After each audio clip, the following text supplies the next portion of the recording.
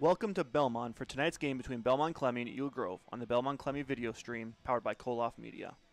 Tonight's pregame show is brought to you by Crop Builders LLC, your channel seeds and Bayer chemistry dealer in Goodell, Belmond, Klemme, Kanawha, and surrounding areas. The all-new enhanced channel seed starts with the best-in-class products, giving you the tools you need to rise to the challenges in your fields today to continue to succeed tomorrow.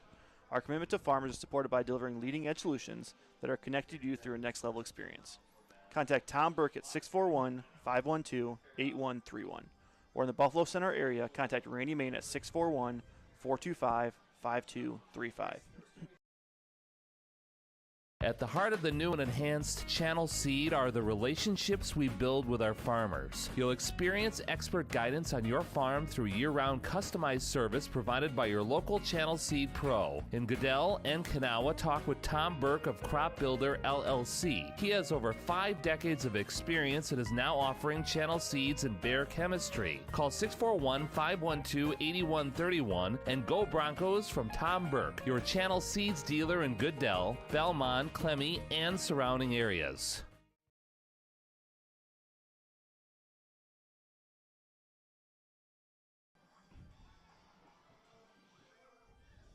Good evening, Bronco fans. Dylan, we are back for Week 9 game. The Belmond-Klemme Broncos 2-6 taking on the 0-8 Eagle Grove Eagles.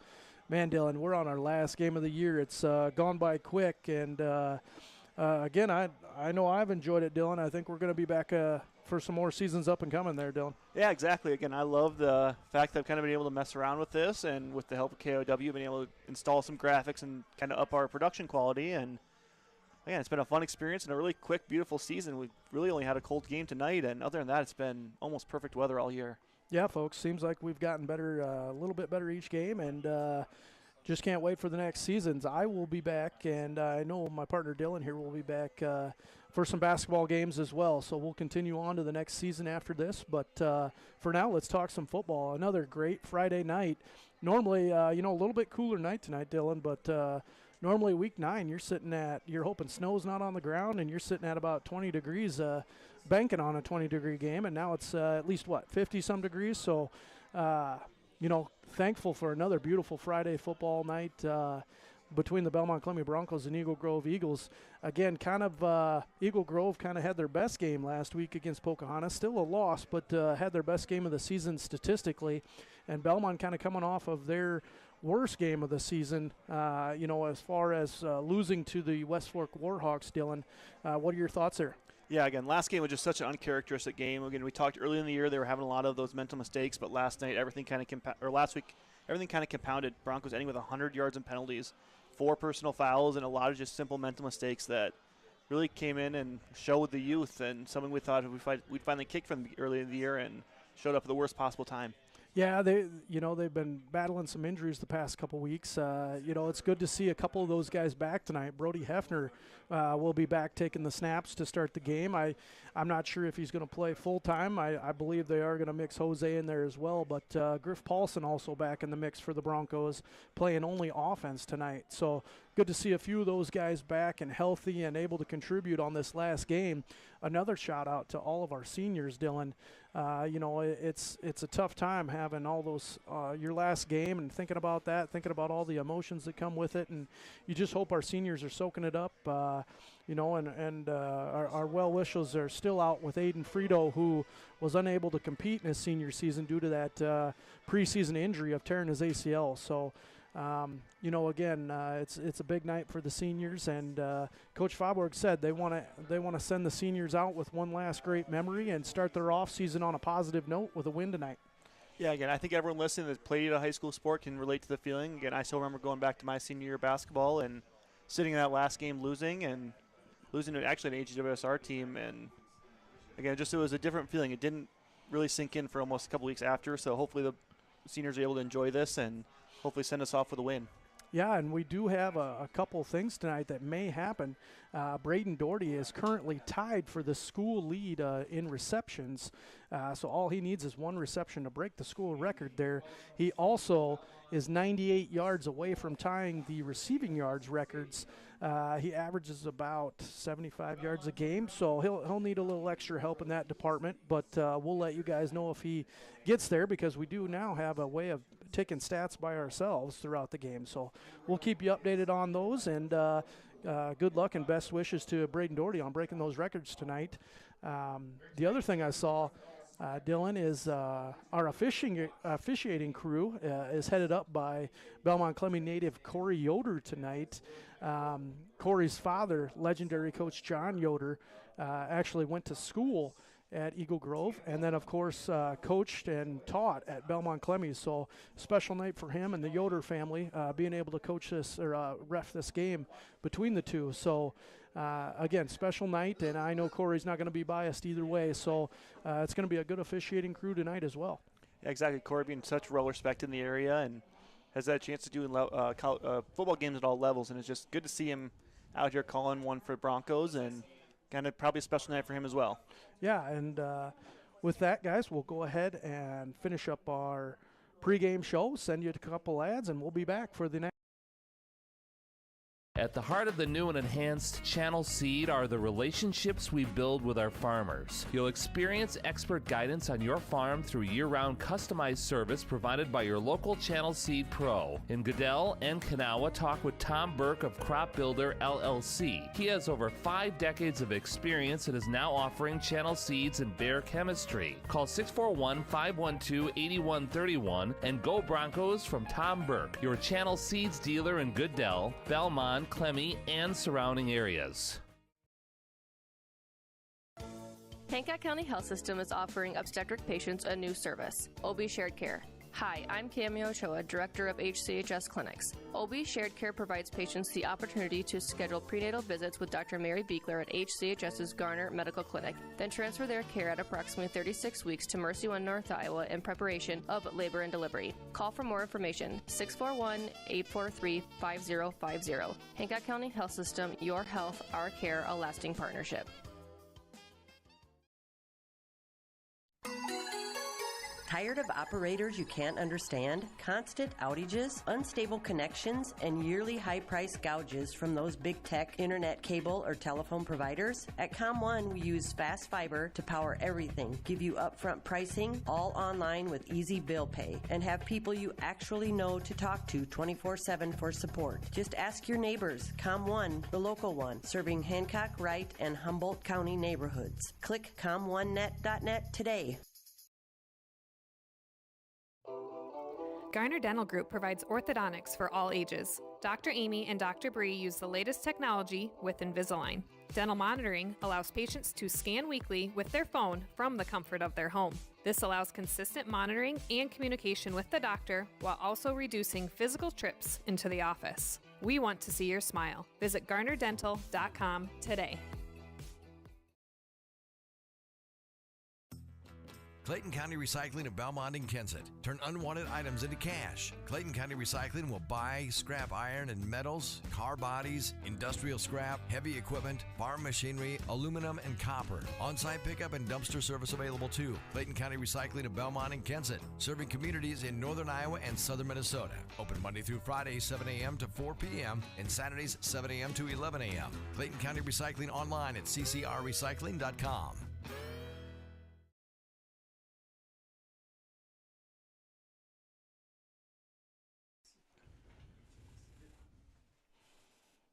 That's been our pregame show, brought to you by Tom Burke of Crop Builders LLC, your Channel Seed and Bayer chemistry dealer in Goodell, Belmond-Klemme, Kanawha, and surrounding areas. The all-new enhanced Channel Seed starts with the best-in-class products, giving you the tools you need to rise to the challenges in your fields today and to continue to succeed tomorrow. Our commitment to farmers is supported by delivering a leading-edge solution that will connect you through a next-level experience.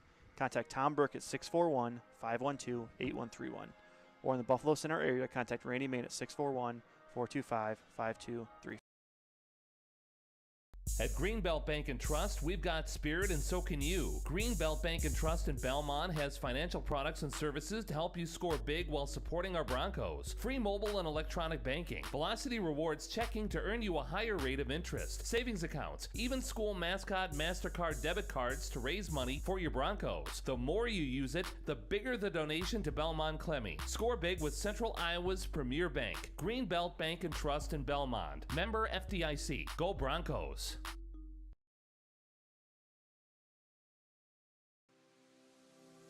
First State Bank of Belmont 24/7 mobile banking so you can spend life with your family on the go. View account balances, transactions, and transfer funds all from your smartphone. Go to fsbbelmont.com and download our mobile app, the most trusted encryption to ensure your private data remains private. First State Bank of Belmont, serving our customers, supporting our Belmond-Klemme Bronco communities since 1933. Member FDIC.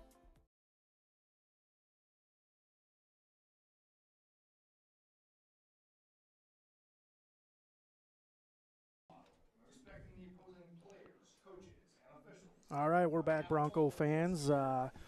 National anthem just happened, and the Broncos are huddled up and ready to come to the sideline here. We'll go ahead and watch the captains go out. I believe it's all seniors tonight.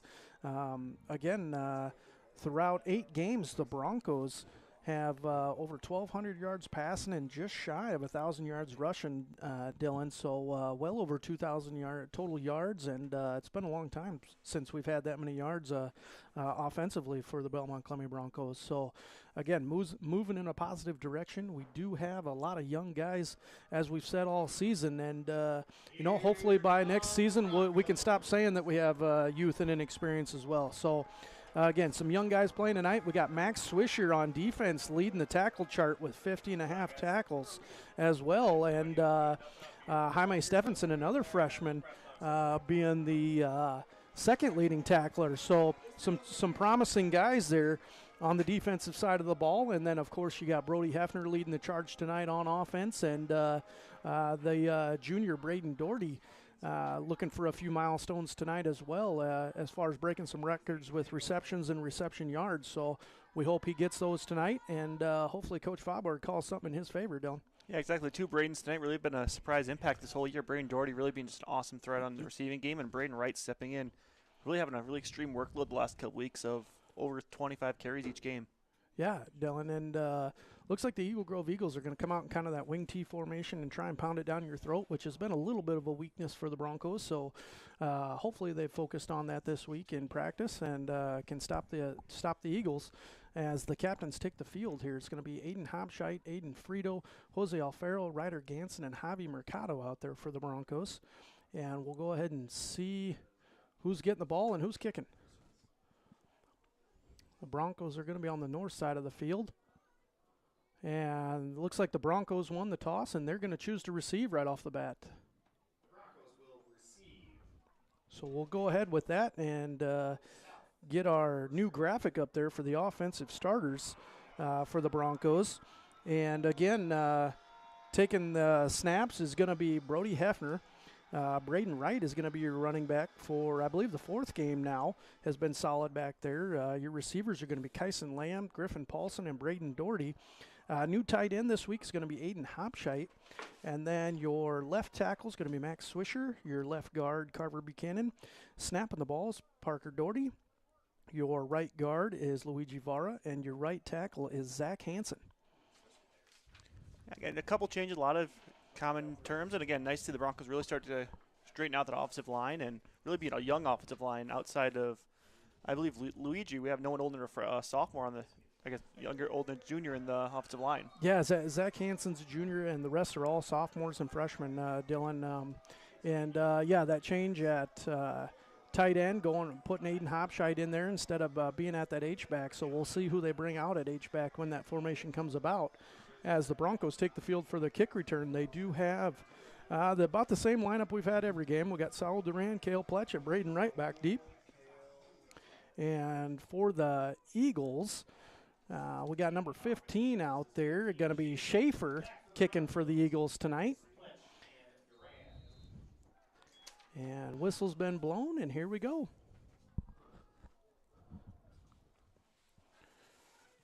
Kick is off, and it is a squib kick there, fielded by, let's see here, Nate Gobelai, senior for the Broncos as well, contributing on special teams there. Was able to grab it and fall down, so going to be excellent field position for the Broncos offense. Yeah, again, almost a smart decision for Eagle Grove because, again, Broncos been such a threat in the kick return, and it's good to see that Nate Gobelai kind of getting in the stat books. Again, another senior, one of his early years out in here, and he's been such a good kid in school and deserves everything he gets to him. Yeah, here we go. Broncos 1st and 10 coming out in that spread formation. Paulson with the motion. Hefner takes the snap, looks to Doherty, and there's going to be the record, folks, for most receptions by Braden Doherty there, breaking the record of Michael Knapp back in 2016 for the Broncos. So congratulations on that record, Braden Doherty. Looks like for a gain of 1 yard there, only 97 to go for the next record for Braden Doherty. Yeah, again, a great start. Just such a smart play, being such a good athlete, and seeing if you can use that. And about 45 catches in the year, and about 40 of them been on screens. Here we go, 2nd and 9 for the Broncos. Motion by Paulson, and Hefner fakes and passes it to Doherty again, extending that record here. And Doherty's able to get about 5-yard gain there on that before being held up and whistle blown for forward progress there. Yeah, 2 good plays for the Broncos moving forward and setting up really a 3rd and we'll call it a 3rd and a long 4. Again, Hefner again having that ankle injury, really not putting too much work onto it, and really being safe. And it looks like we'd have Jaime Stephenson rotating in the game here for Griffin Paulson. So yeah, he must be that new H-back there, Dylan. So I would assume we're going to see that formation. The Eagles lined up in a 4-4 defense. Oh, I'm sorry, a 4-3 defense there for the Eagles. Quick pass to Lamb. Hefner passes it out to Lamb, and it is knocked down by the Eagles defender over there. Luckily, it was broken up and not intercepted. It's going to bring 4th down for the Broncos. Let's see what Coach Faubourg decides to do. Yeah, a little predetermined on that play. Brody was thrown to Kyson no matter what happened, and the Eagle Grove corner kind of sat in that slant and just jumped it, and Kyson fortunate enough to break it up. Yeah, Brody shaking off a little rust there from missing the past couple games, I think. But they're in formation to go for it. And they are going to go. They are going to go right for it. Doherty. Pass to Doherty. It is going to be a Bronco 1st down. Excellent call by Coach Faubourg there. And it's going to be about a 10-yard gain for the Broncos.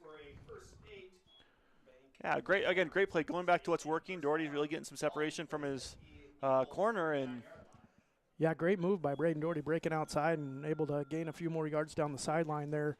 1st and 10 Broncos here as they come up in that H-back formation with Jaime Stephenson. He goes in motion. Hefner takes the snap. It's a handoff to right, and he's met in the backfield by a couple Broncos. Looks like Sorensen is the one that finally brought him down there. It is going to be for a short loss for the Broncos. Yeah, Bronco offensive line just really got beat off the ball. They're kind of a little slow getting up, and unfortunately, Brain had nowhere to go. He had 3 guys in his face second. He caught it or grabbed it. Yeah, going to be 2nd and 11 for the Broncos here. Yeah, the Eagles are, being 0-8, they are a tough team. They are, at least a class above the Broncos, and they're pretty tough between the tackles there. So we'll see if the Broncos decide to spread it out some more here. Hefner takes the snap, looks Quick to pass to Hobscheit, but again, dropped by an Eagle defender. Should have been intercepted, but luckily the Eagles so far haven't had the greatest hands there, Dylan, and have had some breaks for the Broncos. Again, pass intended for Hobscheit falls incomplete. Yeah, and you can see Brody's ankle still not 100%. He's not really planting with the throws, really just becoming arm throws, and that's leading to a lot of off target and behind his receiver. Yeah, like you said, he's not 100% out there, and we more than likely won't see any runs from Hefner, so we'll see what they decide to do with that. But Paulson back in the game, so the Broncos are in that spread formation. Getting long look to the sideline, 5 on the play 4 clock. They're gonna have to seconds hurry left here. They are going to have to hurry, and it is going to be timeout by Coach Faubourg. I believe he was able to get one in. Yep, they were able to get the timeout, so we'll go ahead and cut to an ad break and be right back.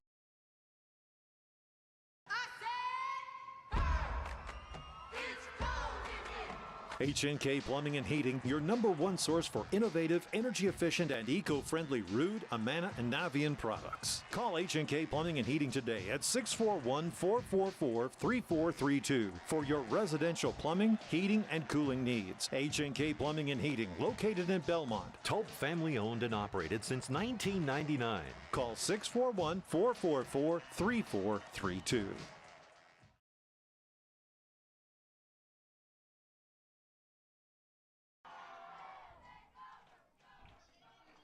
And we're back, Bronco fans, after that timeout. The Broncos still huddled up here, deciding what to do. 3rd and 11 for the Broncos as they come out of this timeout. So hopefully we're drawing up a 12-yard play here. Yeah, Coach Faubourg's been so successful all year in these 3rd and longs, and we're going to just see what he has got drawn up here. Yeah, definitely 4-down territory. They already went for it once. Might as well go for it again if they have the option 2. Paulson in motion. Hefner takes the snap, looking for Lamb. Lamb. Low throw. And Lamb, Incomplete. they're going to call it incomplete. Looked like he had it, but must have dropped it there, falling to the ground. It is going to fall incomplete. Going to be 4th and long for the Broncos. Again, should be 4-down territory, so I'm guessing we're going to see them go for it, as Braden Doherty is not going back to the punt position. So, yeah, kind of a weird play there on that slant. Again, Hefner wasn't quite able to get a full throw. Looks the like Broncos Tyson are going Lamb thought it was a punt. to hurry up here.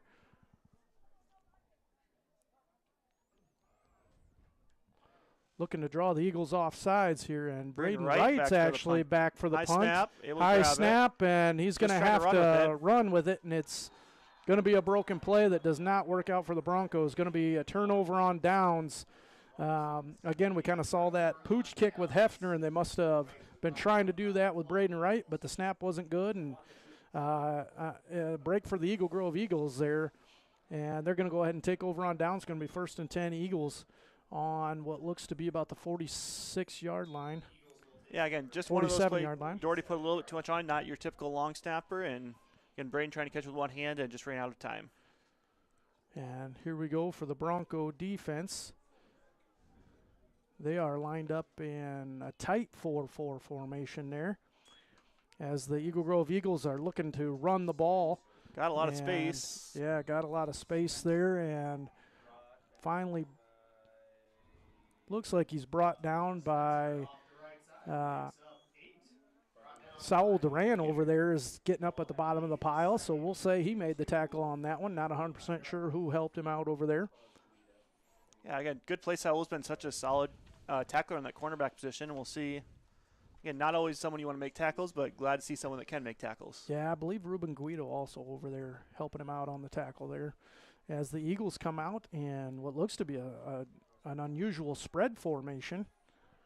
Yeah, kind of a gun T formation. Again, we got both slots in as a and it is still a run by the quarterback Asherle. Stood up. Yeah, brought down by a bunch of Broncos there up the middle. Let's see here. Ruben Guido and Max Swisher coming out from the bottom of the pile. Juan Medina also possibly in on it. Juan Medina getting his first start for the Broncos. Is he a junior or sophomore, Juan? He is currently a sophomore, I believe. Sophomore? He is a junior, correction. Junior, yeah, I was going to say. A nice addition to the Bronco defense, Juan Medina there.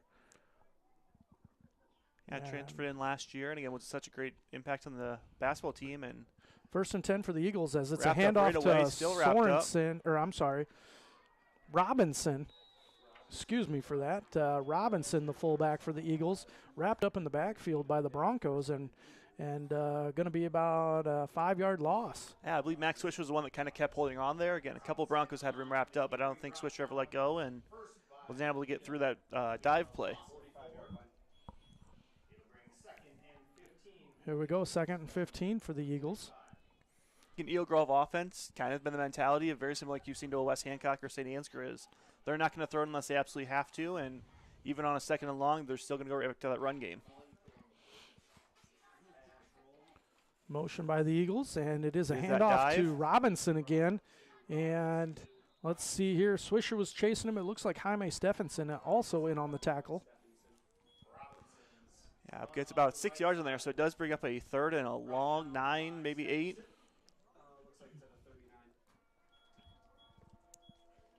Again, good couple plays with the Bronco defense kind of swarming to the tackler after the first couple big plays.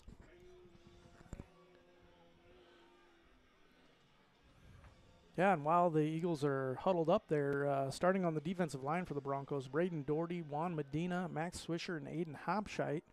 We'll get to the rest here after this play here. Motion by the Eagles, and QB keep and a toss. It's actually an option there. See if Jose is able to make contact, but Braden Doherty able to push him out of bounds there. Going to be a nice chunk, nice gain, and going to be down. Yeah, going to be an Eagle first down again. Broncos continue to struggle with their run defense, unfortunately, but still early in the ball game. 7:02 to go in the first quarter. Filling out the remaining defensive starters here. Our linebackers are Jaime Stephenson, Braden Wright, Ruben Guido, and Liam Fournier. Our defensive cornerbacks are Jose Alfaro and Sal Duran, and are starting for the first time tonight at free safety, freshman Wyatt Boozman. Eagles looking to pass here.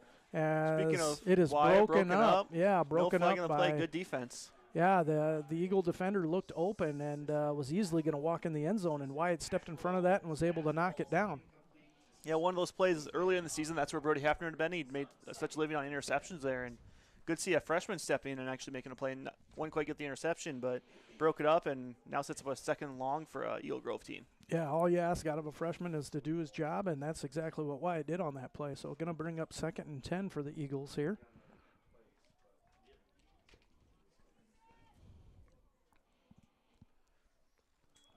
Back to that QB option again. Yeah, QB keeps it this time. QB keeps it and is brought down by Braden Wright, Jaime Stevenson for the Broncos.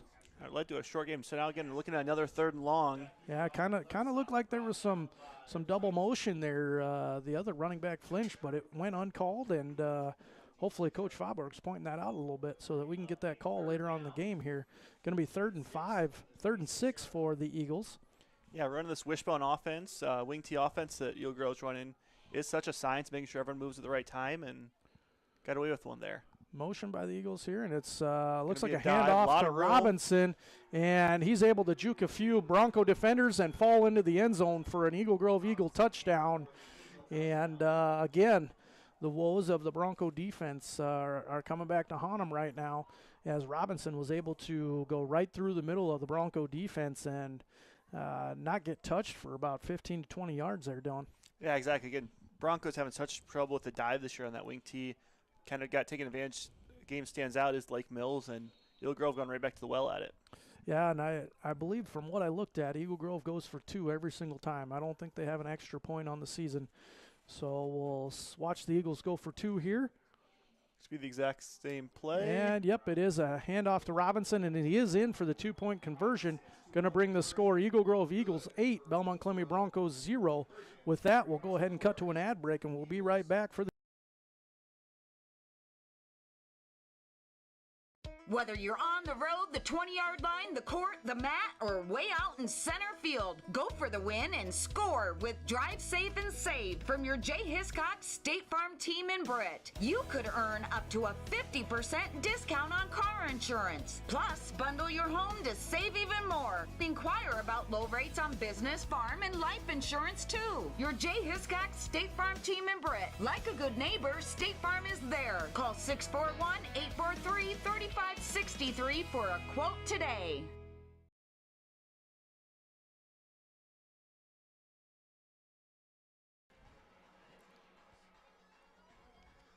All right, we're back, Bronco fans, after that Eagle Grove Eagle touchdown. Scores 8-0 Eagles as the Broncos look to return here. I've got the same guys as before, Duran, Pletch, and Wright back deep, with Schaefer looking to kick for the Eagles. Yeah, last time almost a pseudo onside kick. Let's see if he gets a little more air into this one. He does not. Is another pseudo onside kick. Yep, as the Broncos struggle, but they do recover it, and we'll see if we see this all night long. It's actually recovered by Wyatt Boozman there for the Broncos, able to fall on it. Again, not a bad decision. Again, last game of the year, nothing to lose, and why not try a couple onside kicks and see if you guys can get some momentum for Eagle Grove? I don't know if he's trying to do that or if that's how they kick, Dylan. If we have, those smaller guys up front, I'm guessing we're preparing for some short kicks. But here we go, Bronco 1st and 10 here. So they come out in that spread formation with Paulson there. Hefner takes the snap, looks for Doherty, and Doherty able to go get it. And it's going to be a nice gain for Braden Doherty, about 7 yards on the play. Nice start for the Bronco offense. Yeah, Braden Doherty up to 4 catches, 24 yards on the night. So roll on that progress to get into the yard mark as well. Just need to break some touchdowns here as well.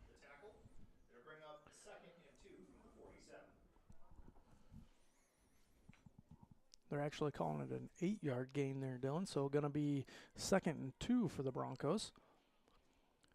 Favorable setup here for the Broncos as they get in that spread formation. Paulson in motion. Hefner takes the snap. It is a handoff to Wright, and Wright is able to get a Bronco first down there and then some. Able to find a nice little hole up the middle and put his head down there for what looked to be around a 10-yard gain. Yeah, Braden's first run of the game up to this point, he was at -7 yards rushing from 2 plays, and gains about 10 on that play and keeps the Broncos moving forward. First and 10 Broncos here on the 37-yard line. Motion by Paulson again. Snap to Hefner. Looking for Doherty. Fakes. He gets hit in the backfield. And the pass is intended for Paulson, but broken up by the Eagles as it falls incomplete. Going to be 2nd and 10 Broncos there. Yeah, Hefner and Coach Fowler going back to that little fake screen wheel. Again, Griffin Paulson caught 2 touchdowns last time he played from that exact same play. And this time Eel Grove had scout, had 2 guys running with Griffin. Yeah, Eagles definitely had him double covered, and Brody just trying to throw it over him and almost had it, but an Eagle defender threw up his hand and was able to knock it down there. Jaime Sevcin checks back in, going back to that looks to be probably H-back formation.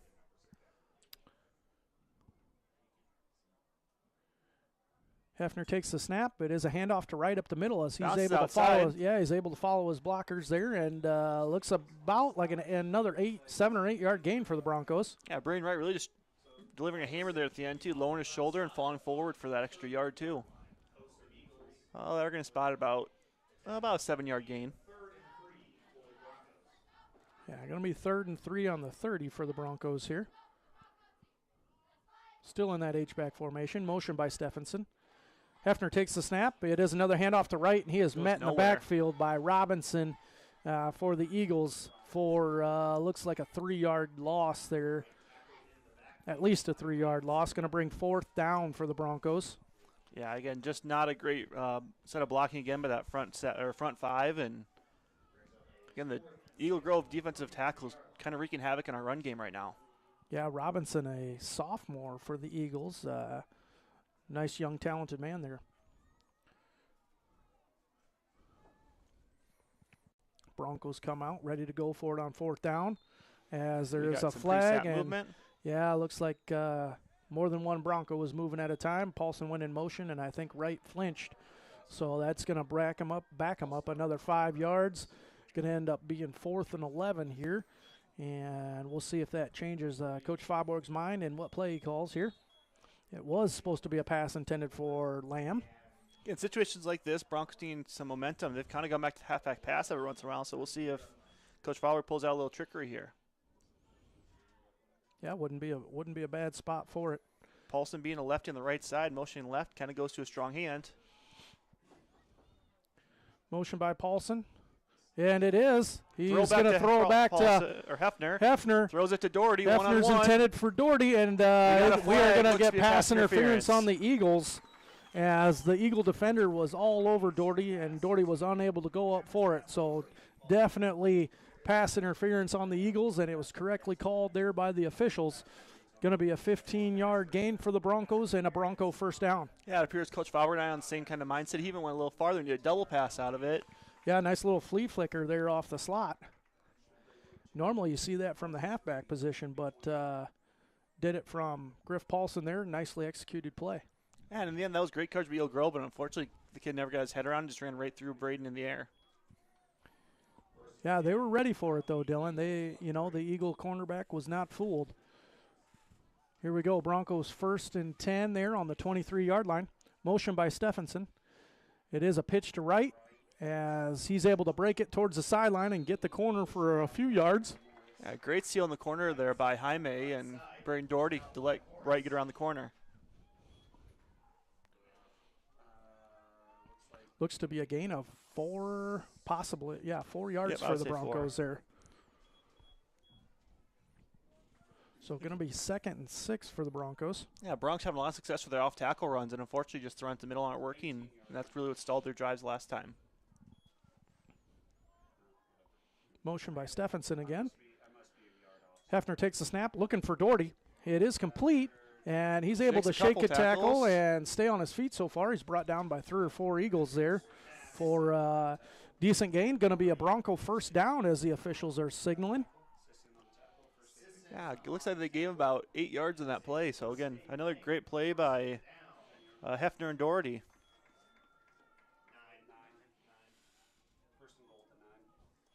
Yeah, Hefner and Doherty just adding to that record book there on Braden Doherty's receptions and getting closer and closer to the receiving yard record. Going to play here. Again, they've really targeted Doherty down the red zone, 2 on passes on kind of those back shoulder plays. We'll see if they go back to it. Motion by Stephenson, and it's a handoff to Wright. Met right away. Yeah, met right away again. by the Eagles defenders there. Again, that those two D tackles for the Eagles and Robinson at D end is a tough crew right now for the Broncos to stop. Yeah, just not a very effective runs in the middle. Those Bronco interior linemen are just getting pushed back at this point right now. Yeah, going to be second and goal for the Broncos on the 12-yard line. Yeah, 12 seconds on the play clock. Looks like the Broncos are going to have to burn this down and burn their time if they don't hurry up. 8, 7, 6, 5, 4. And they get it off. Hefner takes the snap, looking to pass, and it is caught. Right at the goal line, so really close. Looks like it's caught by Griff Paulson, I believe, down to the 1-yard line for the Broncos.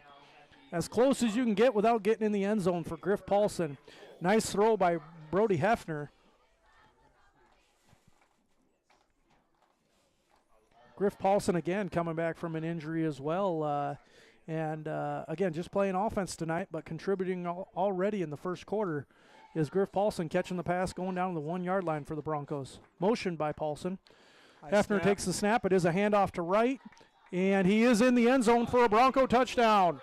Okay, great run by Braden. Again, play in the past, you've gone to Brody, but with kind of his bum ankle right now, letting Wright take advantage and get in the end zone. Yeah, Belmond-Klemme Broncos get in the end zone. Braden Wright able to get another touchdown for the Broncos on a 1-yard gain there. Nice push by the offensive line as the Broncos line up to kick the extra point. Braden Doherty here with Griff Paulson holding. And Doherty's been almost perfect the entire year on good snaps. We'll see if he gets another one. It is a good snap. Good hold. It looks good from here. It is good. It's going to bring the score. Belmond-Klemme Broncos 7, Eagle Grove Eagles 8. And we'll go ahead and cut to an ad break here, and we'll be back with the kickoff. At Waldorf University, our faculty and staff are here for you. Waldorf student Bryson Bold explains. Here at Waldorf, I've only met incredible professors who are passionate about what they're doing and really passionate about teaching the subjects they're teaching, and they care a lot about the students. Specifically, the professors are incredible. I've not had a bad professor here. Take a campus tour, meet our faculty, and start your Waldorf journey today. Find out how at waldorf.edu.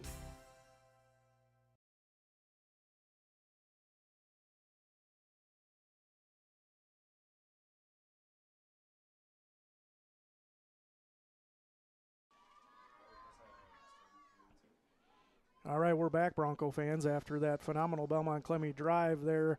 Getting in the end zone is Braden Wright on the 1-yard score for the Broncos as Braden Doherty gets ready to kick off. 1:52 to go in the first quarter. And, you know, the Eagles' jerseys are kind of hard to read with that white and gray. I believe it's Robinson back there deep, but I'm not sure who the other one is here. Really good kick again by Doherty. And it's going to go to Robinson anyways here as he fields it at the 10-yard line. Great coverage by the Broncos, fighting for the ball. Going to be initially contacted by Nate Gobley and brought down by another senior, Javi Mercado. So congrats to Javi Mercado on making the tackle on his last game of the season here, last game of his career. Javi, kind of an untraditional kickoff gunner, being a lineman, but, man, he really worked his way down the field, kind of went untouched, and made it a tackle the second he hit the guy. Yeah, able to find a way to contribute for the Broncos, and great to see him get a tackle here in the last game, and hopefully that's not his last. Here we go. The Broncos take the field on defense in their 4-4 here. Motion by the Eagles. And it is a quarterback keeper and he's able to get all the way out to Wyatt Boozman. Boozman is able to bring him down, though, thankfully, but it is going to be an Eagle first down. Yeah, the Bronco end just a little slow to that play. Tackles did their job taking away the dive, and unfortunately the ends kind of let him run right by him. Yeah, the Eagles' offensive line are doing a great job of getting on our backers and sealing everybody as, again, the quarterback wasn't touched till he got to our free safety here. Going to be 1st and 10 for the Eagles. I would assume we're going to see a run here. And it is going to be a handoff to Robinson. Hits that pile, and about 4 Broncos bring him down. Yeah, going to be, I know Swisher was in there on the tackle, and Hobscheit, I believe, was in there at the end. Yeah, Braden Wright in there, Ruben Guido as well.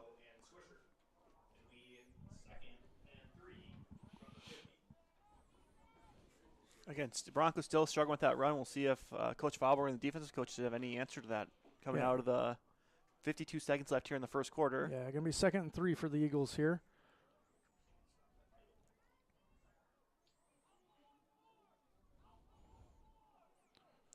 Going to be a check here for the Eagles. Motion. Going to go the Great opposite the dive. direction with Robinson. Enough for an Eagle first down. He's brought down by Braden Wright and Aiden Hopshite for the Broncos. Yeah, right now Eagles just playing with a lot more conviction on the offensive line, getting a better push. Again, we have the size advantage, but unfortunately just getting pushed back at this point. Alvaro coming in the game for the Broncos as Juan Medina heads to the sideline here. So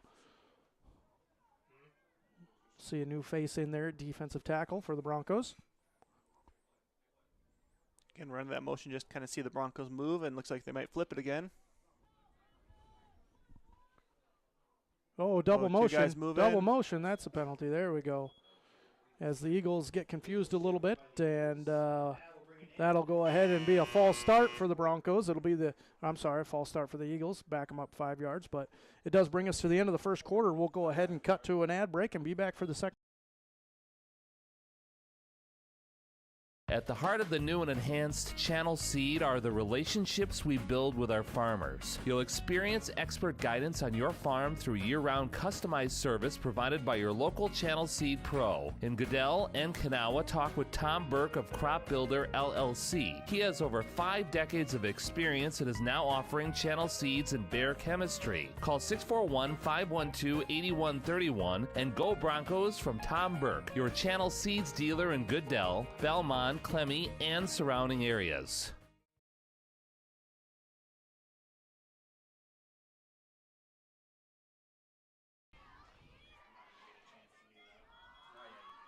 All right, we're back, Bronco fans, for the start of the second quarter here. Our score is going to be the Eagle Grove Eagles 8 and the Belmond-Klemme Broncos 7. As the Eagles were able to punch in a 2-point conversion. That is the difference in the score right now.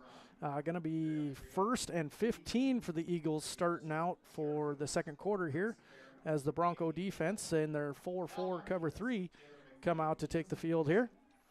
Eagles looking to spread the ball out, it looks like, coming out in a spread formation. Although the last time they ran this formation, they did have a quarterback run there. Yeah, this is going right back to that, again, a wing T formation, but just how the shotgun, same motion, same actions. Yep, and it is going to be a quarterback run, looking to option, but he does keep it, brought down by Max Swisher after about a 7-yard gain for the Eagles. Yeah, again, a good play by your defensive tackle getting all the way out there and bringing down the quarterback, and good job by Kale Pletch now being out there in the corner to take away that pitch option. Yeah, Max Swisher going to be a freak athlete as he gets older, only a freshman. Has bought into the weight room and everything like that, and just a monstrous kid. As long as he can keep his kind of his temper under control, his aggressiveness is great there, Dylan. Yeah, averaging about 1 personal foul a game. It's just something easy to clean up, and once you do, it'll be such a successful player. Yeah, Get as option the left. Eagles go the other way. QB keep, and it's going to be pretty close. Yeah, brought down by Braden Wright, it looks like, for gain there for the Eagles for about 3 or 4 yards.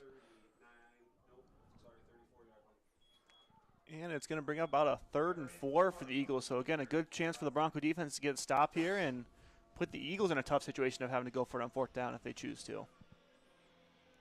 Yeah, it definitely seems like it's going to be 4-down territory here, Dylan. So I would assume if the Eagles don't get it this time, they are going to go for it. So hopefully the Broncos can make a stop here. Motion by the Eagles. And it is a handoff to Robinson. And he puts the ball on the ground, and the Broncos have it.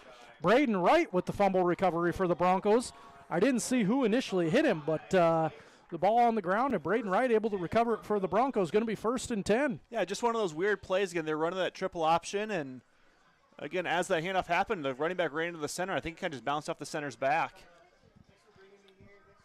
Yeah, going to be 1st and 10 Broncos here. A nice turn of events for Belmond-Klemme. Yeah, Broncos catch a break. They've been so fortunate on turnovers the whole year and have won the turnover differential in a lot of their games. We'll see if they can take advantage of with the running back, with Griffin Paulson and Brody Hefner running back on the field. 12 on the play clock, though, late huddle. Yeah, here we go. Griff Paulson out there, so in their spread formation. He goes in motion as Hefner takes the snap, looking for Lamb. Ball. And Lamb, just over his head there as it's going to fall incomplete. Had Lamb open and just unfortunately unable to connect Hefner and Lamb there. So going to be 2nd and 10 for the Broncos. Yeah, again, Hefner had him. I just put a little too much air under it, and Kyson just misplayed in the air a little bit, got turned around, and unfortunately wasn't able to connect. Yeah, nice little fake there by Lamb, able to get himself open, and hopefully we see that play again, and they're able to connect, Dylan. Yeah, just uncharacteristic tonight. And Lamb and Hefner being off page all season long, they've been money and just not being able to connect tonight. Here we go. Hefner takes a snap. It is a pitch to right as he's able to round the corner and Lowers run over an Eagle defender there. We do have a flag at that spot, though, and should see if we have a hold on the corner, Yeah. or on the receiver. Yeah, let's see. That was a nice run by Wright. I'm not sure what the call is going to be. It could only probably be a hold. Yep, it's going to be a hold on the Broncos, unfortunately. And so that run's going to be negated and come back, and it is a spot foul. Again, looking where they officially spotted it. It'll back the Broncos up 10 yards.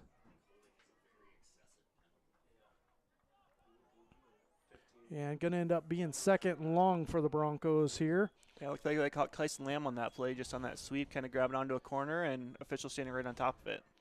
Yeah, Kyson Lamb, again, has had some great run blocking skills throughout the season, and just unfortunately was called for a holding on that play. So here we go, backs up the Broncos a little bit, and we start over here. Motion by Paulson.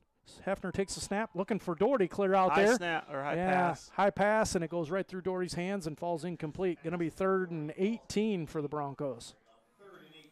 Yeah, again, Hefner still not quite shaking off all that rust. Some of these throws just a little off target, and you'd hope kind of in the second half starts getting feeling back in that ankle and is able to step into a little more. 3rd and long, kind of been the story of the year, as Coach Favre's called some genius play on 3rd and long, converted. We'll see if he keeps that trend going. Yeah, we'll see what the call is here as Griff Paulson is out there. So they are in their spread formation, as we're going to call it, with that slot receiver. Hefner takes the snap. He does look Griff Paulson's way. Griff does bring it in, and it is going to be pretty short. Going to be 4th and 12, 4th and 11 for the Broncos. So we will see the punt more than likely here. But again, it was a completion from Hefner to Paulson on that play. Yeah, it looked to be just kind of a safe play to give Doherty a little bit more room to punt. And yeah, they're ruling that incomplete. Looks like he was not able to complete it down to the sideline. Yeah, must have dropped it going to the ground. It looked complete from up here there, Dylan, but the officials call it incomplete. It's going to stay 4th and long for the Broncos as Doherty gets the snap. He is able to get the punt off. Beautiful end-over-end punt. Let's see if he can get the Doherty bounce, and he does. But the Eagles field it. Yeah, the Eagles field it as he is brought down. He is brought down by about 4 or 5 Broncos. Jaime Stephenson, Saul Duran, Max Swisher, Aiden Hopscheid all in on the tackle there for the Broncos. Eagles starting out with okay field advantage, though. Looks like at about the 49-yard line. Oh, looks like right at the 50. Right at the 50-yard line for the Eagles. Going to be 1st and 10. Again, another great punt by Doherty, and it's a good thing the Eagle Grove defender actually picked that up, because if not, that might have rolled another 20 yards with how it was bouncing. He got the Braden Doherty bounce again, and normally the defenders get rid of it, but the Eagles were staying on top and was able to gain a couple yards there. Motion by the Eagles there as it's a right to the dive. Yep. It's actually a quarterback keeper over there, brought down by Braden Wright for the Broncos. Fooled the entire middle of the Bronco defense as well as myself on that fake play, on that triple option.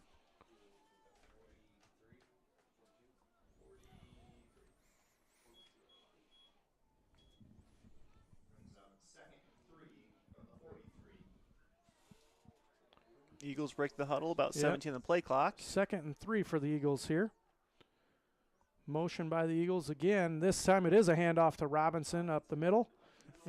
Still fighting. Gets about initial 3 more yards on top of that. Yeah, there's 3 or 4 Broncos in there. Swisher and Hopscheid in there on the tackle, along with Liam Fournier. First time we've called his name tonight. So getting in on the tackle as Swisher looks to have some sort of a possible arm injury as he comes off the field. Luigi Vara going in for him. Hopefully Max can get taken care of and get right back in the game here. Yeah, Luigi Vara, the Broncos' best run defender. We'll see if that kind of helps here on some of those dive plays. And it is going to be an option for the Eagles. Quarterback keeps it and is brought down by Ruben Guido after a nice little gain for the Eagles. Going to be close to a first down for him. Yeah, a great stick by Guido. Unfortunately, it just happened 9 yards down the field. Yeah, it's going to be second inches for the Eagles as they're about as close to a first down as it gets here. Can you imagine them going right back to that dive play, going to that 5-2 formation, looks like, as Juan subs in for Liam Fournier.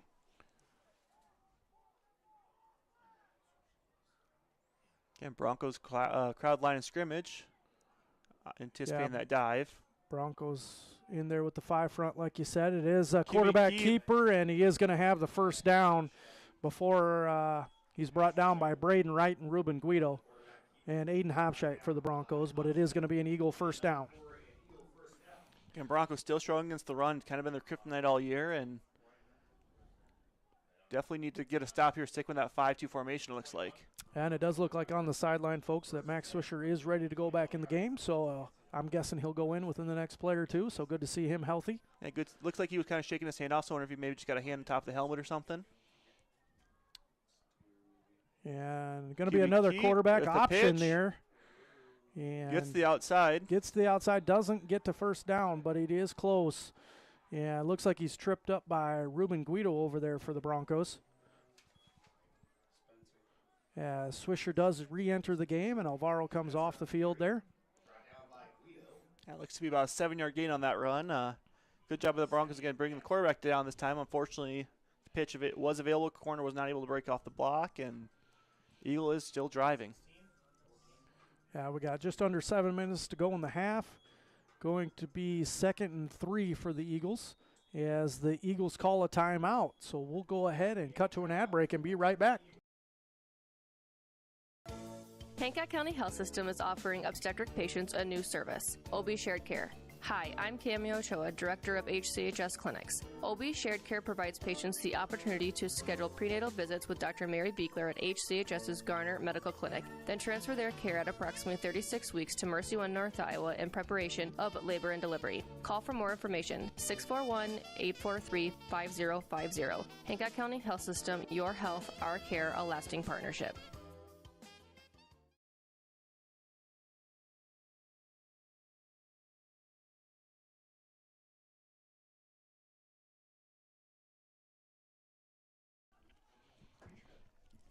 I'm good. We're back, Bronco fans, after that timeout here. 6:53 to go in the half. Eagles are driving here, 2nd and 3 for the Eagles as the Broncos get in there. Looks like a 5-3 look for the Broncos. It is a handoff to Robinson as he is able to fight and fall forward right down to about the 5-yard line. Looks like it's going to be a first down for the Eagles, and it is. Brought down by a host of Broncos again. Ruben Guido leading the way there. Going to be 1st and goal for the Eagles on the 5-yard line.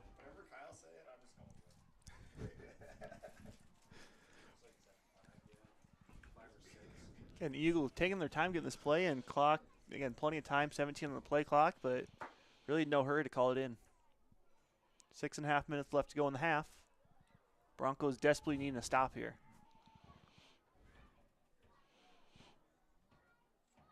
Motion by the Eagles as the snap. It is a pitch, and he is going to walk in the end zone. And we got a holding. There is a flag. I believe it is going to be, I think you're right, Dylan, it's going to be a hold on the Eagles. Going to back him up there as the receiver was holding either the corner or the outside linebacker there, making sure that the Broncos aren't able to touch their running back. But they were caught, and it's going to back them up here.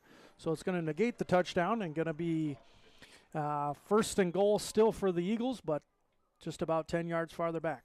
Yeah, again, a huge break for the Broncos, and really haven't been able to stop the run. Again, that one you almost ran it untouched, and Broncos fortunate that Yoder was able to catch the hold on the corner in that play. I believe that was Saul Duran out there really trying to break off that tackle out that block with everything he had. Yeah, good start to the game for the officiating crew.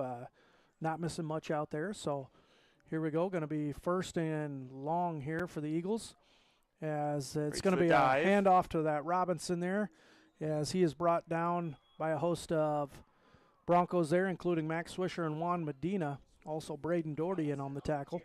That's about 3 yards, looking about a 2nd and goal at the, call it 8-yard line.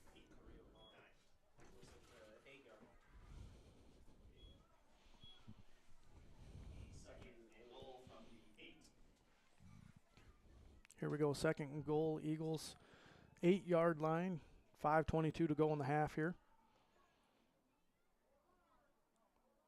Motion by the Eagles, and it's going to be a quarterback option. Keeper looking for that option Holds again. Onto it, still holds onto it, met hard at the line. Yeah, met hard by, looked like possibly, let's see here, Ruben Guido and Braden Wright over there on the hit. Yeah, again, 2 linebackers flying the ball there and really saving a touchdown. Looking to be a 3rd and goal about the 3-yard line.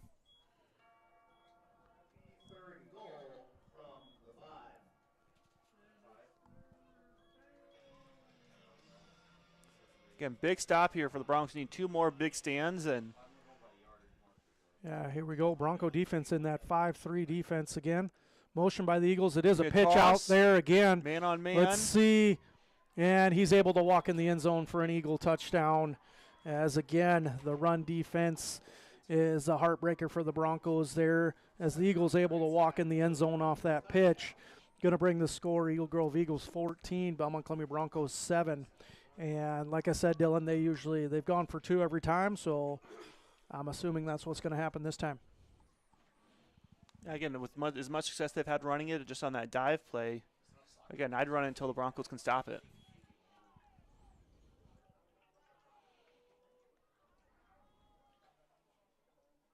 Snap is made here. It's going to be the same exact play they just had. He's met and short. He is met. Let's see. They are calling it short as he falls down close to the end zone there, but he is short, so it is no good, and the score is going to stay 14-7 in favor of the Eagle Grove Eagles.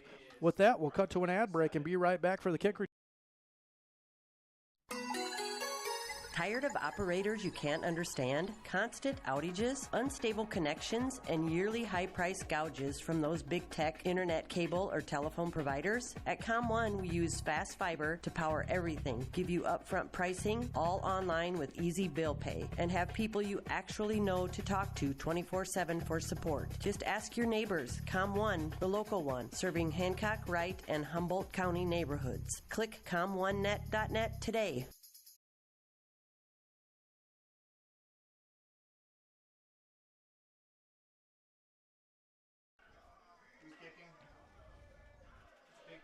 All right, we're back, Bronco fans. Eagle Grove Eagles making it into the end zone off that option there to Spencer for the Eagles, it looked like. As a new kick with Baez in. Yeah, Baez in to kick for the Eagles here, so he's able to kick it a little deeper as Braden Doherty, goes past a bunch of Broncos there as Cale Pletch is able to bring it in. Yeah, that went through 2 Broncos' legs, and Cale Pletch able to come up and get it before the Eagles got there. So another break for the Broncos as they'll start on offense, 1st and 10 here, 4:24 to go in the half. Yeah, Broncos need some offense going here. Kind of stalled out. Had a nice drive last time, but just kind of have to play keep up right now with the Eagles. Keeping this only a touchdown game because they're able to get a 2-point conversion, but again, Broncos need to punch one in here with the last 4.5 minutes left in the half. Yeah, we'll see what Coach Farborg draws up here. They're in that H-back formation with Stephenson. Again, corner's playing up, so there's a chance for a shot play if he wants one. Guido in at halfback right now. It is a Lamb. Throw to Kyson Lamb as Lamb is still on his feet there. And brought down close to a first down. Going to be an 8 or 9 yard gain for the Broncos on that throw from Hefner to Lamb. Yeah, good job by Lamb doing a little dancing, breaking a couple tackles, and looks to be spotted at about a 7-yard gain. Going to be second, and we'll call a long 3 there for the Broncos. And Lamb being pressed now on this, both receivers being pressed, so. Yeah, with Guido in the game at running back, kind of makes you wonder what happened to Wright there. And it is a pass to Hopshite, new at tight end, and he brings it in for what looks like a 20-yard gain for the Broncos. Going to be a nice Bronco first down. Again, nice to see Hopshite catch a pass on his last game of his career.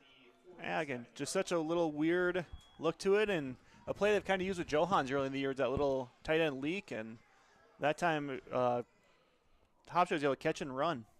Yeah, great pass by Hefner to Hopshite there. Bronco first down. Hefner takes a snap. It is a handoff to Guido, who finds some running room. A lot of room.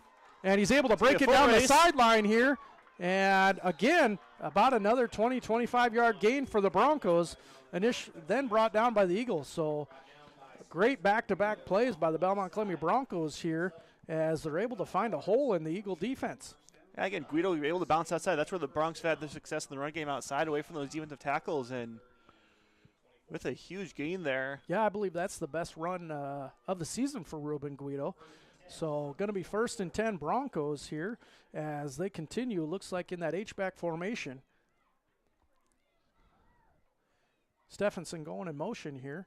Hefner takes a snap. It is another handoff to Guido, who has a minimal gain, but still positive yards there for Guido. Yeah, that last play did appear to go for 29 yards. One of Guido's longest plays of the season, one of the longer rushes of the season for the Broncos. Yeah, I got another 2 yards on that. Going to be 2nd and 8 for the Broncos here on the 22-yard line. 2:34 to go in the game. I'm sorry, in the half. Hefner in that gun in that H-back formation. We'll see. Motion by Stephenson. Hefner looking Fakes it to him, nothing there. Just has to chuck it. Yeah, and Doherty goes up, has a hand on it, but it is knocked down by an Eagle defender. Pass is going to fall incomplete. Going to be 3rd and 8 for the Broncos. Looked like it was kind of a broken play as Hefner looked to roll out, and Doherty, he told Doherty to go long, and was able to chuck it up. So yeah, it looked to be almost like a kind of pump, curl, and go, and I don't think Doherty got that call of a go part of it, and we'll see if Coach Fowler goes back to that because he did have the one-on-one that he wanted.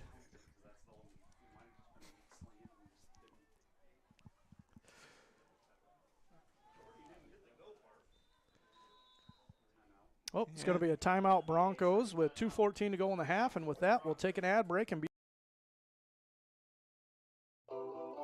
Garner Dental Group provides orthodontics for all ages. Dr. Amy and Dr. Bree use the latest technology with Invisalign.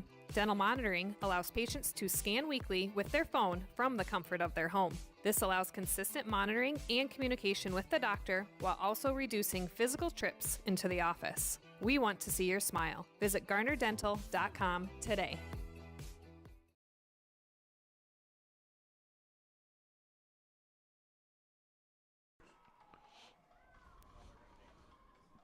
All right, we're back, Bronco fans, here as the Broncos call a timeout. Just finishing up that huddle here, figuring out what they're call on this 3rd and 8 for the Broncos on their own 22. So let's see what we got here. Hopefully at least a 9-yard play call. Yeah, just on the plus side of the 2-minute mark, again, Eagle Grove starting the second half with the kickoff, so Broncos need to convert a touchdown here to kind of take away that halftime advantage. Here we go. Hefner looking to snap the ball. Paulson in motion. Hefner takes the snap. There's your fake screen, and it's going to be down the middle. Going to be down the middle. We saw Cale Pletch in there at halfback running the seam route, and unfortunately the pass was long, intended for Pletch. Going to be 4th and 8 for the Broncos now. Definitely 4-down territory here. Yeah, just, again, Hefner not quite on the same page with the receivers after being off for 3 weeks, and again, something that you hope kind of improves in the second half. Well, it seemed to be some of the receivers were jogging out there, Dylan, so I'm not quite sure what happened on that play, but here we go, 4th and 8 for the Broncos. As Guido back in at halfback. Yep, and Paulson in at slot receiver there. Hefner takes the snap, looks to pass to Paulson up the middle, and it is intercepted by the Eagles.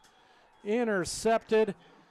Schaefer with the interception on the Eagles, so they were able to almost get a couple, and now they finally get one. The Eagle Grove Eagles get the interception, 2:04 to go in the half, and it's going to be 1st down Eagles. Yeah, this whole Bronco process just running a little slow right now. Let the corner recovery he had. Paulson running kind of open there, and fortunately Brody just a little late to it and a little overthrown. And yeah, they've gone to that pass a few times, that seam up the middle there for the Broncos, and Eagles able to jump it this time with what's ended up being Hefner's 6th interception on the season here. Eagles run a counter here, and Jaime Stephenson is not fooled and is able to hold him up before a couple Broncos get in there. Saul Duran and Max Swisher and Braden Doherty able to bring him down for Minimal gain for the Eagles. Going to be 2-yard gain for the Eagles. So 2nd and 8, minute 40 to go in the half. It looks like Eagle Grove kind of content to run this clock down, knowing they get the ball in the second half, and really don't want to give the ball back to the Broncos here with any time left. Yeah, we'll see, though. It would be a nice time for the Eagles to take a shot here. We'll see what they do. Nope, they're going to stick with the run. It is an option. One-on-one with Jaime. Jaime is able to push him out of bounds. Jaime is able to get him out of bounds, which will stop the clock at a minute 19 to go. Looks like I think it was Spencer there on the run for the Eagles. Basically looks to be about a 3rd and 5 situation coming up for the Eagles. Broncos going to stop here. Almost guarantees a punt with that going out of bounds, stopping the clock, saves you your last time out as well.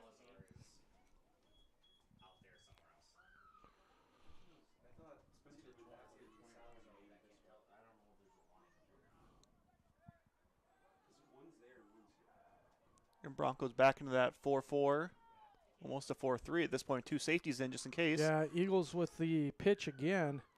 And looks like Spencer's able to run through a tackle, but brought down by Max Swisher. It is going to be an Eagle first down, though.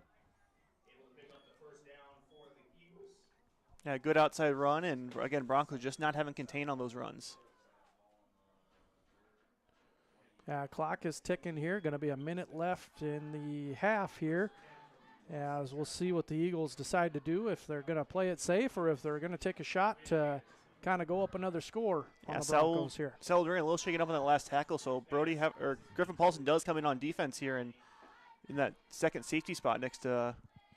Yeah, the Eagles quarterback run here by Juan's chasing down. Juan chasing from the opposite defensive tackle, and he'll bring him down to gain about 11 yards. Yeah, going to be another first down for the Eagles, brought down by Juan Medina. And that is the 3rd timeout, or that is another timeout for Eagle Grove. And with that, we'll go ahead and cut to an ad break and be right back.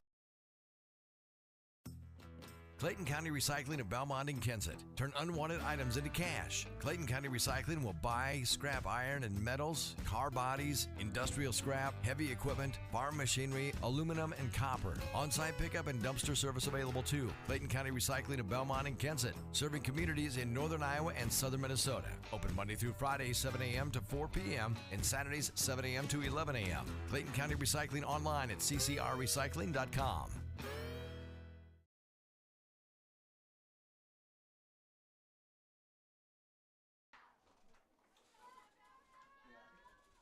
All right, we're back, Bronco fans, as they finish up this timeout. 41 seconds to go in the half here, as it's going to be first down, Eagles. And we'll see if the Broncos can come up with a stop and go into halftime with the score the same here. Again, Broncos kind of going light up front with that, again, 4-3 look with 2 safeties in the field, not to get beat deep, but I don't think Eagle Grove's looking at passing right now. Here we go, and with that quarterback going to gets be an option there. But no contain on the outside, and it is a foot race down the sideline. It's going to be Alanis with the carry for the Eagles. Yeah, Hopshay put a big hit on the quarterback, but he was able to get the pitch off, and unfortunately there's no contain on the outside after that. Yeah, going to be another first down for the Eagles as he is able to get out of bounds, wasn't he, Dylan? Yeah, it looked like he was able to step out of bounds. They spotted him about 10 yards back before the tackle happened, so must have stepped out in the corner there, and clock is stopped with 34.8 to go. Here we go as the Eagles take the snap. They do look it's to pass. Fake one-on-one. And the Broncos are ready for it. It is caught. It is picked off by Jose Alfaro for the Broncos. Again, another senior making this moment special, this last game of his career special by getting an interception for Jose Alfaro. Going to turn the ball around and be a great turnover on downs and Bronco first down here. Yeah, unfortunately, Alfaro wasn't able to keep his feet there. If he would have kind of been able to turn around and regain kind of composure, he might have had a lot of running room on that return. Yeah, it was about the same as a punt there, Dylan. So here we go for the Broncos. Going to be 1st and 10, 27 seconds to go. We'll see if Coach Fauborg is looking to score or if he's looking to just take it into halftime here. He is looking at the H-back formation. We saw Griffin sub off and Jaime run on, so. Here we go here. Hefner looks for the snap. He's got his one-on-one coverage he wants, but it's going to be handoff. Yeah, it's going to be handoff to Guido, who is met right away by an Eagle defender for a very short gain. And with the clock running at 17 seconds, it does appear that Broncos might just run this into half. Yeah, Coach Faubourg just taking it into half, not doing anything silly or anything like that that would result in a mistake by the Broncos. So they are going to run it into halftime, and with that, we'll go ahead and cut to a few ad breaks and be back for a halftime special. At Greenbelt Bank and Trust, we've got spirit and so can you. Greenbelt Bank and Trust in Belmont has financial products and services to help you score big while supporting our Broncos. Free mobile and electronic banking, Velocity Rewards checking to earn you a higher rate of interest, savings accounts, even school mascot MasterCard debit cards to raise money for your Broncos. The more you use it, the bigger the donation to Belmond-Klemme. Score big with Central Iowa's premier bank. Greenbelt Bank and Trust in Belmont. Member FDIC. Go Broncos. First State Bank of Belmont 24/7 mobile banking so you can spend life with your family on the go. View account balances, transactions, and transfer funds all from your smartphone. Go to fsbbelmont.com and download our mobile app, the most trusted encryption to ensure your private data remains private. First State Bank of Belmont, serving our customers, supporting our Belmond-Klemme Bronco communities since 1933. Member FDIC.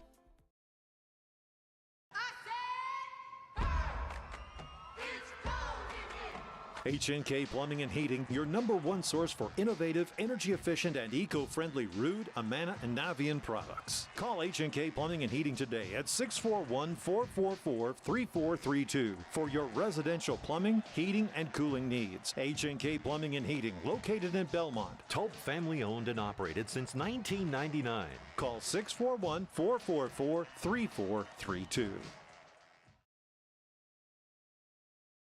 Whether you're on the road, the 20-yard line, the court, the mat, or way out in center field, go for the win and score with Drive Safe and Save from your J. Hiscox State Farm team in Britt. You could earn up to a 50% discount on car insurance. Plus, bundle your home to save even more. Inquire about low rates on business, farm, and life insurance too. Your J. Hiscox State Farm team in Britt. Like a good neighbor, State Farm is there. Call 641-843-3563 for a quote today. At Waldorf University, our faculty and staff are here for you. Waldorf student Bryson Bold explains. Here at Waldorf, I've only met incredible professors who are passionate about what they're doing and really passionate about teaching the subjects they're teaching, and they care a lot about the students. Specifically, the professors are incredible. I've not had a bad professor here. Take a campus tour, meet our faculty, and start your Waldorf journey today. Find out how at waldorf.edu.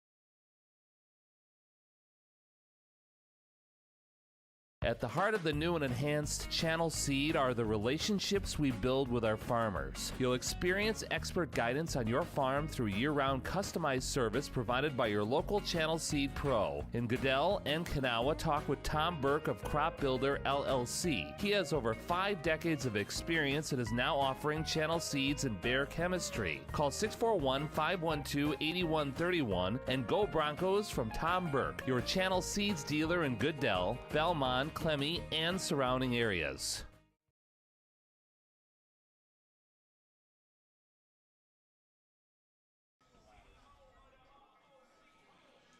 All right, and we're back here, Bronco fans. Again, we're in halftime.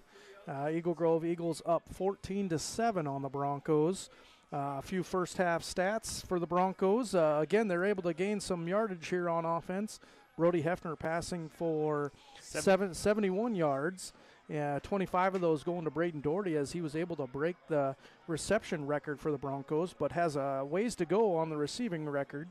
Looks like Aiden Hopscheid has 20 yards receiving, and Kyson Lamb with 1 catch for 7 yards, along with Griff Paulson for a reception of 11 yards. So rushing-wise, Braden Wright with 9 carries for a total of 17 yards, and Ruben Guido has 3 carries for 31 yards for the Broncos. So again, they're moving the ball, but Eagles are also moving the ball as well. So again, that lone interception for Hefner was kind of the turn in the ball game there, as they have traded interceptions, the Eagles and the Broncos. But again, story of the first half is the Broncos are unable to stop the run for the Eagle Grove Eagles. So if they can, hopefully they've improved that over some halftime talks, and we'll get the second half rolling here as Braden Doherty gets ready to kick the ball off to the Eagles for the start of the second half. Yeah, again, not a great first half for the Broncos, offensively especially. Really wasn't able to get consistent movement outside of one drive, and defensively, they just need to figure out a way to stop this triple option. Guys aren't keeping their responsibilities, and something needs to happen here to get the Broncos back in the game. Here we go, Dylan. Kick is off for Doherty, and it is going to be, well, a flag to start off the second half on the Broncos, as it looks like they were offsides, which means a few of the guys running down the field were ahead of the kicker. Looks like they were going to attempt to onside the ball. And so they'll go ahead and back the Broncos up 5 yards, and we'll see a re-kick. I would assume on the re-kick we'll see a deep kick, so we'll see what the call is here.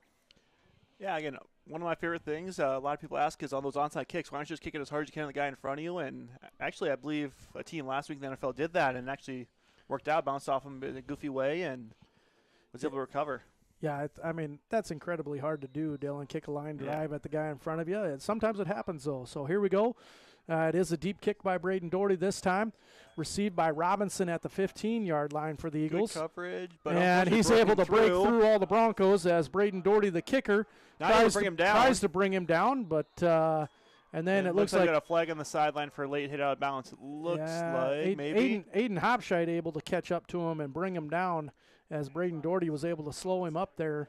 But Robinson able to find a huge hole in the Bronco defense there. Yeah, it looks like the Broncos got away with one. Again, it looked like a late out bounce. A bunch of the Eagle Grove swarmed around it, but yeah, I don't see any flags on the ground. So going to be 1st and 10 Eagles here as the Bronco defense gets set up. Broncos back out in that 4-4 defense to start the second half. Eagle Grove back in that shotgun kind of spread T formation. We'll see what happens here. Been QB draw the last 2 times. It is right back to the QB draw. Same thing. And it's the pile and gets squeaks through still the pile. Fighting. Brought down by Swisher for about a 15-yard gain for the Eagles. Definitely going to be a first down. Yeah, it looks like one of our officials actually got caught in that pile. Luckily, was able to get up and looks to be not too shaken up on that play, but kind of a scary situation when you see the officials get stuck in there. And yeah, again, about 8 of the Bronco defenders right in the mix there as the Eagles are still squirt through there. 1st and 10 Eagles here. Motion by the Eagles. And it is a handoff to Robinson up the middle. And he is brought down by a host of Broncos, including Hopscheid and Braden Wright in there. Looks to be about another 6-7 yards on that run. Again, just getting that forward progress Broncos need to figure out a way to get that stopped right away. Otherwise, this game's going to get ugly. Yeah, Ruben Guido also in on the tackle there for the Broncos. Going to be second and a long 4 for the for the Eagles here on the 23-yard line. It does look like we got some subs up on that defensive front. Looks like Luigi is in for Juan to start the second half here.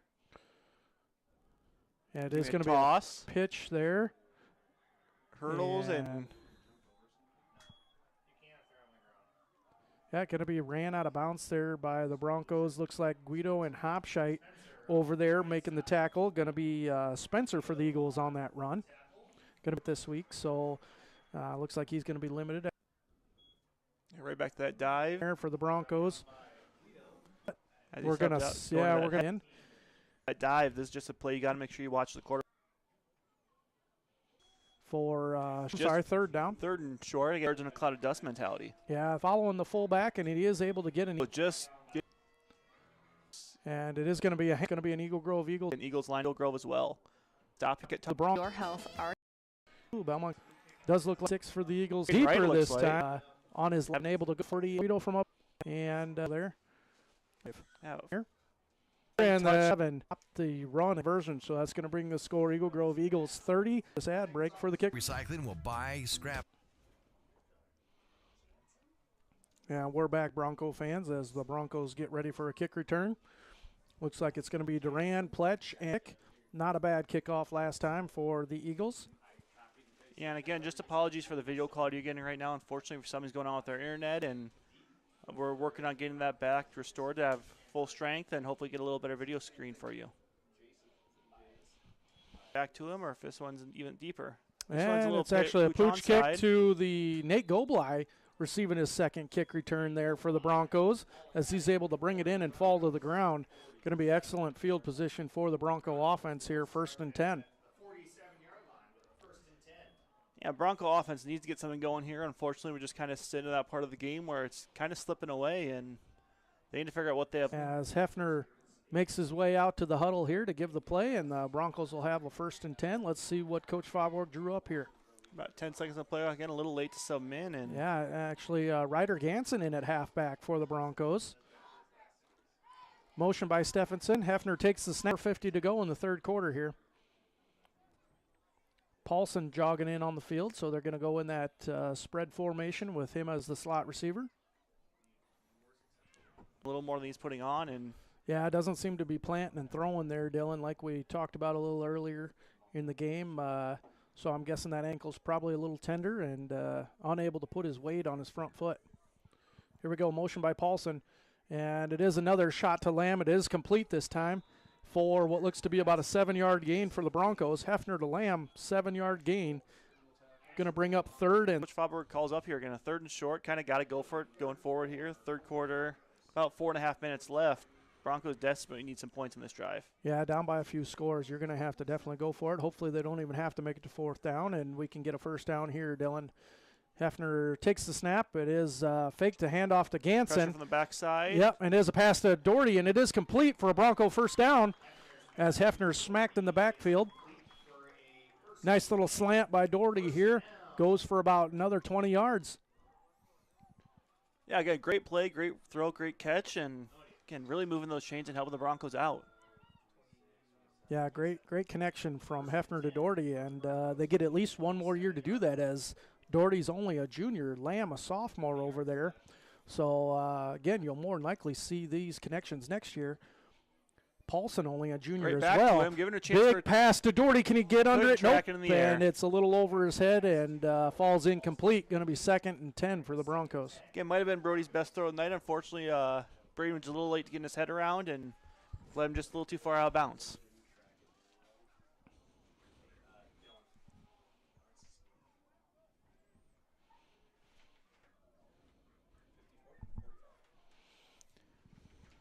Braden Doherty kind of closing on the record, 45 yards, about 44 yards, halfway to that receiving record for the Broncos. And it does kind of look like Coach Faubourg's featuring that, trying to get that record for Brady, who's been consistent all year. Yeah, motion by Paulson there. Hefner takes the snap. It is a handoff to Ganson, who's met in the backfield by Robinson. Going to be about a 3-yard loss for the Broncos there on that handoff.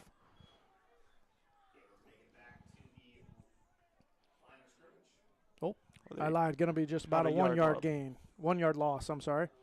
3rd and 11 for the Broncos here. As Ryder kind of checks out here, so interested to see if they go just empty or if they have another.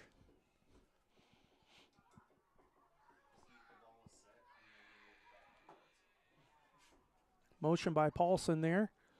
Hefner takes the snap. He's looking for Lamb deep. Got a chance at Lamb it. goes up and unfortunately not looking up. Do get another flag. Hits his hands. We do have a flag, more than likely pass interference on the defense again, as Lamb was contacted going up for the ball. Again, good coverage by the defense. Unfortunately, just gets there a little too early. And yeah, so that's going to bring an automatic first down for the Broncos, a 15-yard gain on the penalty. Yeah, Lamb just about came down with that, and I think if his arm wasn't hit on that catch, he might have been able to bring that in and be right towards the Bronco touchdown on that play. Yeah, great ball by Brody Hefner. Just falls short because Kyson Lamb was hit on the hands as he was going up for the ball. Again, Lamb and Doherty switch sides again, this time Doherty being on the near side. And yeah, something we haven't seen all year. Usually Doherty stays on one side, Lamb stays on the other. So switching it up, trying to get some better balls there and to some different receivers, get some different matchups. Here we go. Hefner takes the snap. Keeps it pressure for the backside. Rolls out. He's going to get hit in the backfield. He doesn't see it coming, and they're gonna blow it dead due to forward progress, and it's going to go down as a quarterback sack. But there is a flag.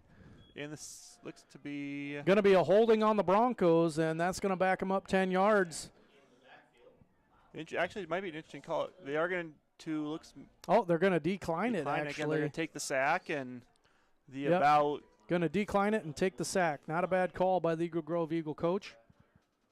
It looks to be now a 2nd down, and from that spot, could be even. Did they call call it an incomplete pass? I believe. I believe they said Brody was able to get it off, so that might change Yeah, Eagle Grove's decision on that. Or yeah, I'm not sure what the official call here was. Oh, they are spotting it as a spot of the sack. So it looks like they just reset the ball to the wrong spot. It is going to be a loss of about 8 yards on that sack.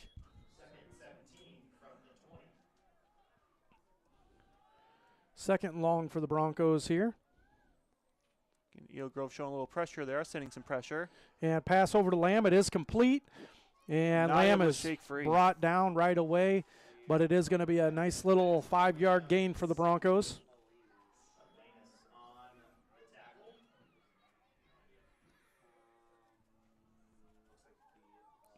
Again, going to be third and 13 for the Broncos, we're going to say. Again, Broncos do still have the opportunity to pick up first down without getting to the end zone. Need to get to about the 4-yard line to get that first down. Going to play 3rd and long this, kind of targeted Doherty all night. See if they go back to it. Motion by Paulson there. Hefner takes the snap. He does roll out Doherty's way. Looks up the middle to Paulson. It is complete. And again, Paulson comes 1 yard short of scoring. And again, he's great on those catches. It's unfortunate he wasn't able to gain 2 yards. He'd have 2 touchdowns on the night, Dylan, but brings the Broncos down to as close as you can get without getting in the end zone. So here we go, Bronco 1st and goal. Let's see if they can punch it in like they did last time this close. That completion puts Brody over the 100-yard passing mark. And again, the second big catch by Paulson on a 3rd and long. Hefner under center this time. And it is a pitch to Guido. And Guido's able to walk in the end zone. There is going to be a flag for a little late as he is hit after he gets in the end zone by an Eagle. And that'll go ahead and come out on the kickoff more than likely, as it will be a personal foul, I would assume. And the Broncos in a situation to do an onside kick on that kickoff, too. Really now getting some good field position for that onside. Yeah, Ruben Guido makes it in from 1 yard out for a Bronco touchdown.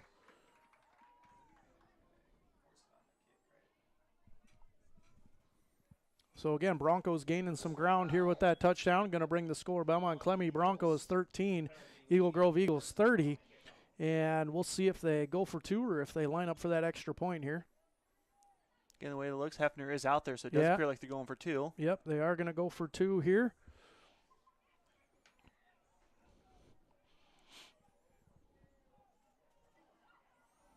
Okay, Guido flipping sides, changing protection a little bit here with some motion.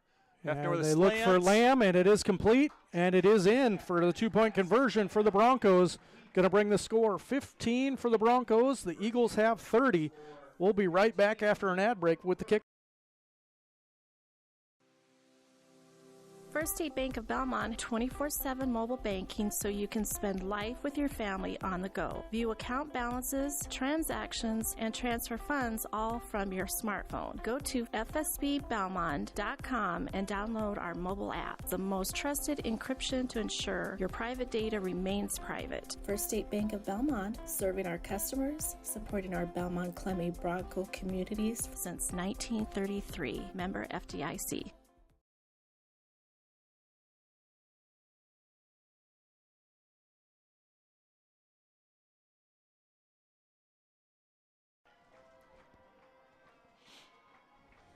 And we're back, Bronco fans, after that Belmond-Klemme Bronco touchdown by Ruben Guido from 1 yard out. As Braden Doherty looks to kick off. Going to be kicking off from the 45 this time because they added on that 15-yard penalty from the unsportsmanlike hit on Guido by the Eagles as he was walking into the end zone. And so we'll see. It's onside opportunity here. And they do go for it. It's going to be close. Who's got it? I don't think it went bounds. 10 yards. It went out of bounds, but I don't think it went 10 yards either, unfortunately. And the ball rolls out of bounds, which brings out a flag. And I believe that puts the ball on the 35 for the Eagles. Great onside kick by Doherty. Ran right along that 10-yard mark, and unfortunately just was never able to kick over for the Broncos to pick it up. It's actually going to be brought to the 40 for the Eagles. But, again, it rolled right down the sideline there, right at 9 yards. I don't think it ever made 10 yards, Dylan, and that's probably why the Broncos weren't trying to hop on it, because it would have been Eagles' ball anyways, even if they had. So, unfortunate break for the Broncos there, as it's going to be 1st and 10 Eagles. Again, nice setup for the onside. It was a good onside by Braden Doherty. Just didn't travel far enough. Yeah, one of those plays where almost you got to pick it up right at the sideline and make the officials call something, give your team a chance. Again, right back to the QB read option. QB is going to keep it there. Takes a shot and brought down by 4 yards. Swisher and possibly Hopshite there on the tackle. About 4 or 5 yards on that run. Again, good job of the Broncos being a little more disciplined there and not letting them break one to the outside. Yeah, Ryder Ganson in there at linebacker for the Broncos. Good to see him get some action on both sides of the ball with his last game coming up here tonight. Yeah, about 38 seconds left in the half here. Again, Eagles going to have to run at least one more play. We'll see what they do here. 2nd and 5 for the Eagles here. Takes the snap. It is a counter, but he is tripped up. And thank goodness for the Broncos, because that could have gone a long way. As we're going to say, Hopshite and Juan might get credit for that because they're the two closest, but I don't think anyone actually touched him. I think he tripped over his offensive lineman's foot. I'd agree with you, Dylan. I think it was his own team that tripped him up, but Hopshite was near the vicinity and touched him, so we're going to give it to him. It's going to be a short loss for them, but that is going to go ahead and take us to the end of the 3rd quarter. So we'll go ahead and cut to an ad break and be back for the start.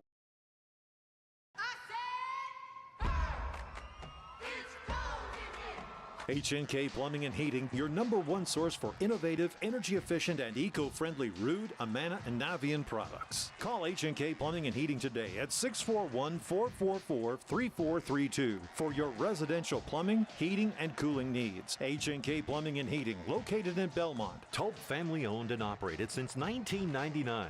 Call 641-444-3432. Whether you're on the road, the 20-yard line, the court, the mat, or way out in center field, go for the win and score with Drive Safe and Save from your J. Hiscox State Farm team in Britt. You could earn up to a 50% discount on car insurance. Plus, bundle your home to save even more. Inquire about low rates on business, farm, and life insurance too. Your J. Hiscox State Farm team in Britt. Like a good neighbor, State Farm is there. Call 641-843-3563 for a quote today.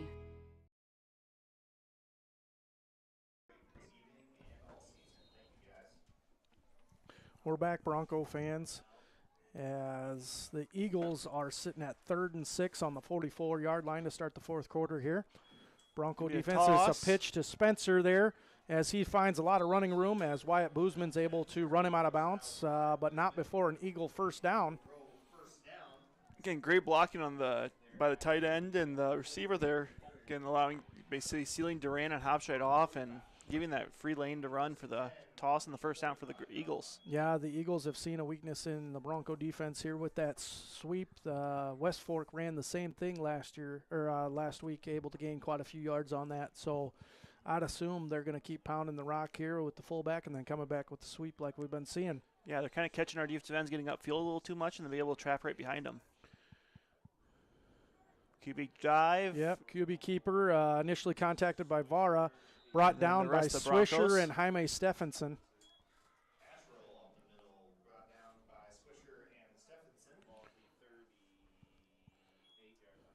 Liam Fournier in the ball game here at linebacker for the Broncos. Ryder just kind of checks off here, and as the Broncos go back into that 5-3 defense to try and stop that middle run. Yeah, Eagle Grove, no hurry right now. Again, clock is their friend, being out 15 points, 2 scores, and just ticking under 11.5 minutes in the fourth quarter. Right back to the fullback dive, hand steps off to over. The fullback as Swisher and Vara able to bring him down. And it's going to be enough for a first down for the Eagles, and keeping their change moving. And Broncos need to dig deep and can end this drive right now and give their offense a chance to chip away.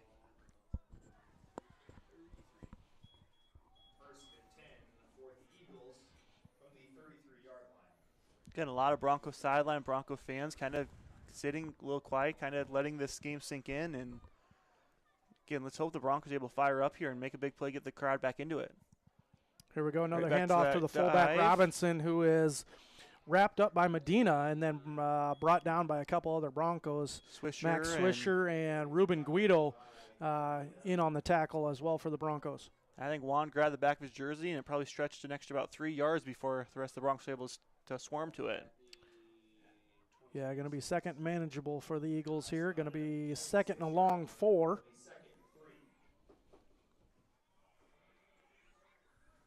And Eagles back in that wing T formation. Quarterback under center. Quarterback keep on the option. Keeper, keep responsibility, but just not able to bring him down. Luigi Vara able to touch him in the backfield, unable to bring him down, but Braden Doherty is able to bring him down after a short gain. Much better discipline there for the Broncos. Yeah, it is close to a first down. Let's see, and they're going to go ahead and give it to him. Yeah, Eagle Grove does get the first down there. It's going to be 1st and 10 for the Eagles. Yeah, probably the best the Broncos have done on that option play, having somebody fly to the pitch man and somebody run to the quarterback. Unfortunately, just not able to bring him down. Get back to that wing T, most likely see that dive come back. Another handoff to the fullback, and he is brought down by Swisher again. After about 8 yards, Jen just carrying Broncos with him at this point. Yeah, Swisher and Hopshite in on the tackle.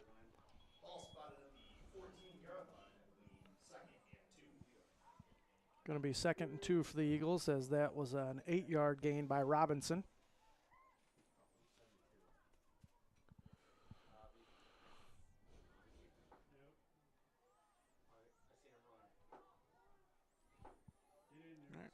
Again, Eagle Grove kind of taking their time at the huddle. 10 seconds on the play clock. Running right back to that dive. Yep. Pushing the pile forward. Robinson still fighting with the for it. carry. Down to He's the goal carrying line, a couple down Broncos. And yeah, Robinson down to the goal line, like you said, brought down by Guido and Swisher at the end of the run there after carrying them for about 4 yards. Yeah, again, Bronco just getting beat off the ball right now, and we get a late sub for the Broncos. Able to get off the field. QB sneak, able to bounce off and get it on a second effort. And the Eagles are in for another touchdown. Going to bring the score, Eagle Grove Eagles 36, Belmond-Klemme Broncos 15. Just under 9 minutes to go in the game here for the Broncos as time's running out. We'll be back. Well, I lied. We won't be back. They got to go ahead attempt here, and then we'll be back. They got to go ahead and get the 2-point conversion here, or attempt it anyways. Hey, going to kind of unorthodox formation, back to that spread. I think on that. Yeah, they have yet to pass out of it though. So hopefully the Broncos are expecting run here. And QB yep, they draw do. right off the right tackle, run and he's it, able to run in untouched. Yeah, he's able to get in the end zone there for the 2-point conversion. Going to bring the score to 38 for the Eagles, 15 for the Broncos. Now we'll go ahead and cut to an ad break and then be back for the kick return. At Waldorf University, our faculty and staff are here for you. Waldorf student Bryson Bold explains.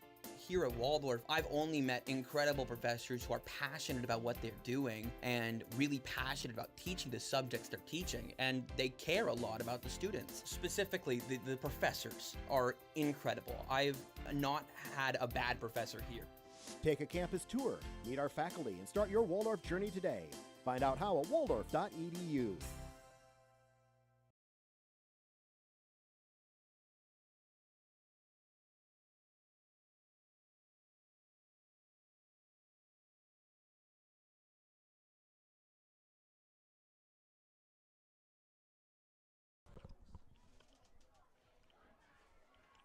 And we're back for the kickoff here, and again, just not how the game was meant to go for the Broncos. Unfortunately, Eel Grove came out as the aggressor and has kind of controlled the line of scrimmage the entire game, and that's usually going to win you games.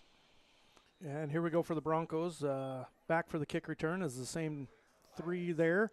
Going to be Pletch, Duran, and Ganson as Baez looks to kick the ball off, and he does. A really good line drive kick here. Yeah, gets it back to Pletch, who fields it cleanly. He'll get up to speed. And able to get a hole there. All he's got to do is beat Baez, and that's going to be okay for Pletch. There is a flag, however, folks. We do got a flag. Looks to be on. Pletch gets in the end zone for the Broncos, but there is a flag. Let's see if it comes back as the Broncos, unfortunately, shoot themselves in the foot here. Again, I don't think Kale was touched the entire play, and way behind the play, we did get the flag throw out, so it looked to be some kind of. Oh, it's actually going to be a block in the back somehow on the Eagles. The kicking team. Penalty's going to be declined, and that's going to be a touchdown for the Broncos. Cale Pletch with the second kick return of the season for the Broncos. One for Duran and one for Pletch. Way to go, Cale Pletch. That's going to bring the score. Belmond-Klemme Broncos 21, Eagle Grove Eagles 38. Nice answer by the Broncos. Yeah, kind of a weird play. You usually don't see blocking the back on a kicking team. Looked like maybe you just kind of pushed the pile. And, again, Cale Pletch, I don't think he was touched that entire kick return, ran right up the middle. And when he got past that first line, it was just one-on-one with the kicker, and he just outsped him to the corner and jogged by him. Yeah, I'll take Cale Pletch over a 250-pound lineman kicker any day there, Dylan. But Cale Pletch races to the end zone. Again, a little late sub here. Again, 8 seconds in the play clock. They have to hurry, and they might get a delay game on the 2-point conversion attempt. They don't. They do. There we get go. It off. They do get the snap, It's and it is a pass to Lamb. And Lamb was able to bring it in. Paulson and Lamb had their hands on the ball as Lamb brings it in for the 2-point conversion. A little rush miscommunication. Lamb running a slant, Paulson running an out route, and again, worked out for the Broncos, but wasn't the prettiest play in the world. Yep. Again, we'll head to a quick. At the heart of the new and enhanced Channel Seed are the relationships we build with our farmers. You'll experience expert guidance on your farm through year-round customized service provided by your local Channel Seed Pro. In Goodell and Kanawha, talk with Tom Burke of Crop Builder LLC. He has over 5 decades of experience and is now offering Channel Seeds and Bayer Chemistry. Call 641-512-8131 and go Broncos from Tom Burke, your Channel Seeds dealer in Goodell, Belmond, Klemme, and surrounding areas.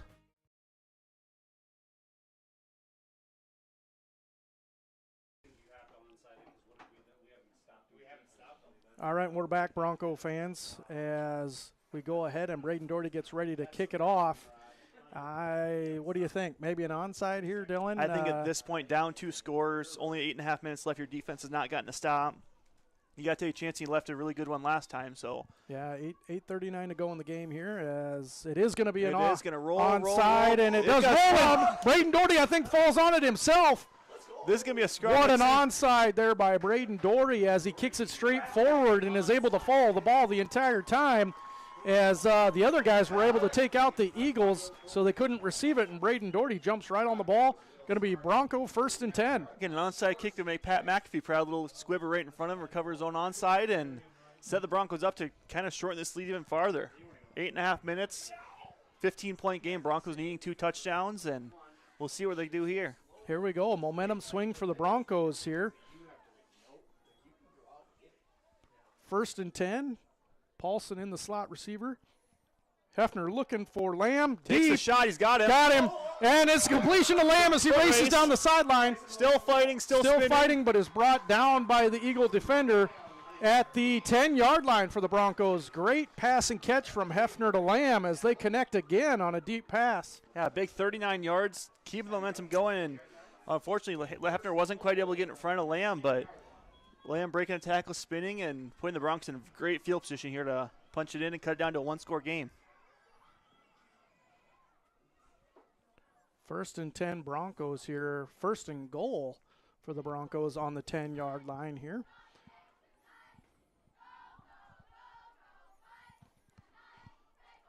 Hefner takes the snap, looks for Doherty this time. Able to catch it. He's able to catch it. Oh, no, ball went and lost it. Yep, looked like he caught it from up here, but it does fall incomplete, intended for Doherty. Going to be 2nd and goal on the 10 for the Broncos. 8:14 to go in the game here. Broncos, again, stealing that momentum back and looking to punch it in here, see if they can get one more score here. Again, onside kicks have worked well for them, and they've really stolen all momentum back from this game. Stephenson in at the H-back spot. He goes in motion. Hefner takes the snap, roll, looking towards Doherty. Throw back to Hopscheit. And Hopscheit's going to be knocked out on the 1-inch yard line. Again, unfortunately, the senior not able to punch it in for the Broncos, but the 3rd time the Broncos have been on the 1-yard line, so hopefully we're able to punch it in on the next play. Another great call, the tight end screen on the backside for the Broncos. Yeah, unfortunately, looked like Hopscheit had the ball in his left hand as he stretched it out. Unfortunately, that was a hand that went out of bounds. If it was in his right hand, he might have been able to sneak it over the pylon there. Would have been Hopscheit's first career touchdown, but unfortunately falls a yard short. And it's going to be 3rd and 1 for the Broncos. And 2 plays get this in from the 1-yard line. Hand off to Guido, and Guido's able to make it in the end zone for a Bronco touchdown. Ruben's 2nd 1-yard rushing touchdown of the day, and kind of taking advantage of the receivers, unfortunately just being about a yard short. Ruben Guido, 2 yards, 2 scores for the Broncos. Going to bring the score, Belmond-Klemme Broncos 29, Eagle Grove Eagles 38, as the Broncos continue to chip away. Braden Doherty, I think, coming in for the extra point this time. Yeah, extra point puts it in an 8-point game. You're going to have to go for 2 on one of these, but again, you got to get the safe point here. And unfortunately, if you miss the extra point, keeps that 9-point game and still 2 scores. So, again, a little weird substitution for the Broncos. A little confusion on who's out there. They're going to line it up. Griff Paulson, the holder there for the Broncos here. Snap is somewhat good. Doherty still gets it up. It looks good from here, and it is good. So going to bring the Broncos score to 30 as the Eagles have 38, and we'll be back after this ad break for the Bronco. Hancock County Health System is offering obstetric patients a new service, OB Shared Care. Hi, I'm Cammy Ochoa, Director of HCHS Clinics. OB Shared Care provides patients the opportunity to schedule prenatal visits with Dr. Mary Beekler at HCHS's Garner Medical Clinic, then transfer their care at approximately 36 weeks to Mercy One North Iowa in preparation of labor and delivery. Call for more information, 641-843-5050. Hancock County Health System, your health, our care, a lasting partnership.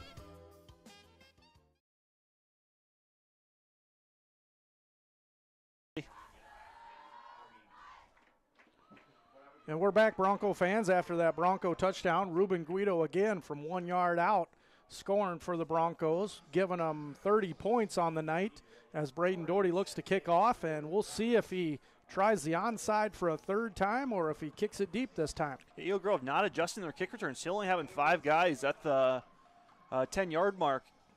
Kind of a confusing decision. It does look like they brought up some different guys in the middle, Dylan. I show that Robinson kid up there, and they do end up squibbing it. It's going to go out of bounds and be a penalty on the Broncos. Again, that looked to be, I think trying to do what St. Ansgar has done earlier in the season, kind of put a little pooch down to the sideline there and let it sit and see if your Gunners can beat their guys to the ball. Yeah, an unfortunate thing to happen there on the kickoff as it goes out of bounds, and that's going to bring the Eagles automatically up to the 35-yard line. 1st and 10 Eagles, as we hope the Broncos can stop the run this drive. Unfortunately, they haven't so far in the game, but hopefully things have turned around and the momentum is in their favor. Looking for the Broncos to make a stop here and get back in the end zone, tie this ball game up. Yeah, Broncos putting a lot more size in the defense here, putting in 4 defensive tackles on the defensive line, and then Doherty on the outside.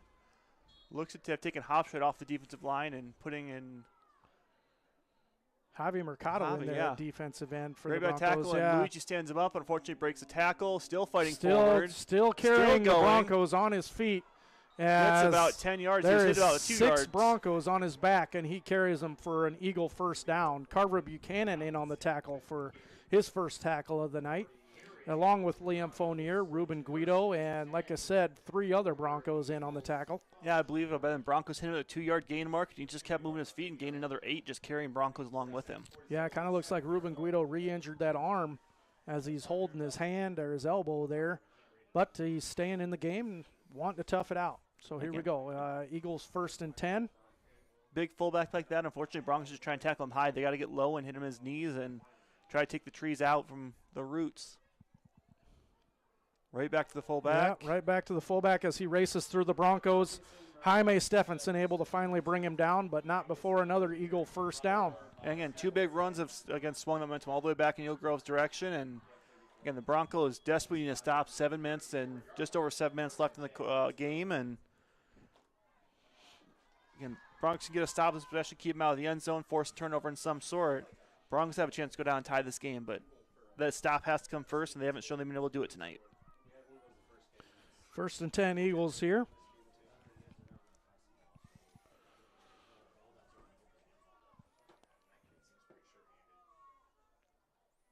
And right back to that fullback dive. Still another not fullback touched. dive. He does shake another tackle and then is brought down by Javi Mercado and Ruben Guido. You got to wonder why our guys are trying to tackle him high. Again, the guy's about 5'8", about 170 and built solid. You can't just tackle that guy around the shoulders. He's going to carry like he's been doing all night. Got to get low, got to break down, and see if you can take the legs out from underneath him. Going to be 2nd and 1 for the Eagles, a 9-yard gain there by Robinson. 2nd and 1 for the Eagles, 6:23 to go in the game here.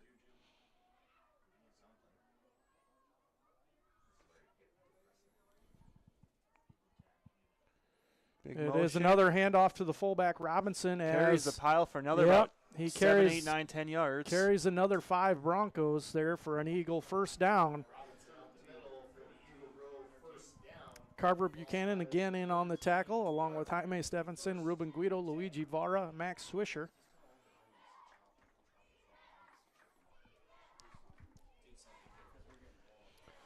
And Eagle just burning this clock right now. Clock continues to tick, 17 on the play clock, 5:52 left in the game. Again, no hurry to rush this play call in. Play clock is at 10 now, and it's still running. 5, 4, 3, 2, 1. Eagles able to just get it off on that toss. Pitch to Spencer. Great job by Jaime Stephenson to get him down the backfield. Fooled and able to take him down in the backfield for a nice loss. Good play by Jaime Stephenson, the freshman outside linebacker for the Broncos. Yeah, Jaime did a good job making contact with the end, standing him up, and then just flying to the ball carrier and not let him get any forward momentum going. Again, another young freshman there, probably, 140 pounds soaking wet for the Broncos, but throws himself around like a wrecking ball. Yeah, a talented wrestler, and again, you could just see his hand strength and his grip strength there to bring him down, showing that wrestling background. Eagles come up to the ball here. Going to be 2nd and 14 for the Eagles. As right it is a quarterback keeper, and he's going to race his way to the end zone for the Eagles, scoring a touchdown. Unfortunately, untouched by the Broncos as he races to the corner of the end zone for the Eagles. It's going to bring the score Eagle Grove 44, Belmond-Klemme 30. Yeah, it looked like Liam had a chance. Unfortunately, wasn't able to wrap it up, and quarterback Taylor kind of scampering untouched. And we'll go ahead and have the Eagle Groves attempt a 2-point conversion, I'd assume, here.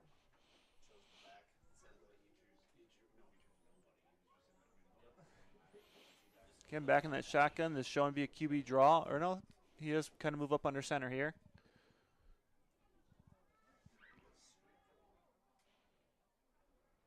Takes the snap. It is a handoff to the fullback. And be close, and he is going to signal to be Robinson is able to get in the end zone for the 2-point conversion for the Eagles. Going to bring the score, Eagle Grove Eagles 46, Belmond-Klemme Broncos 30. We'll be back for the kick return. Tired of operators you can't understand? Constant outages, unstable connections, and yearly high-price gouges from those big tech internet cable or telephone providers? At ComOne, we use fast fiber to power everything, give you upfront pricing, all online with easy bill pay, and have people you actually know to talk to 24/7 for support. Just ask your neighbors. ComOne, the local one, serving Hancock, Wright, and Humboldt County neighborhoods. Click ComOneNet.net today.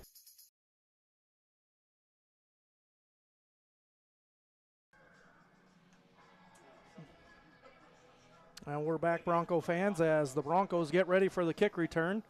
It's going to be the same trio back there of Duran, Pletch, and Ganson.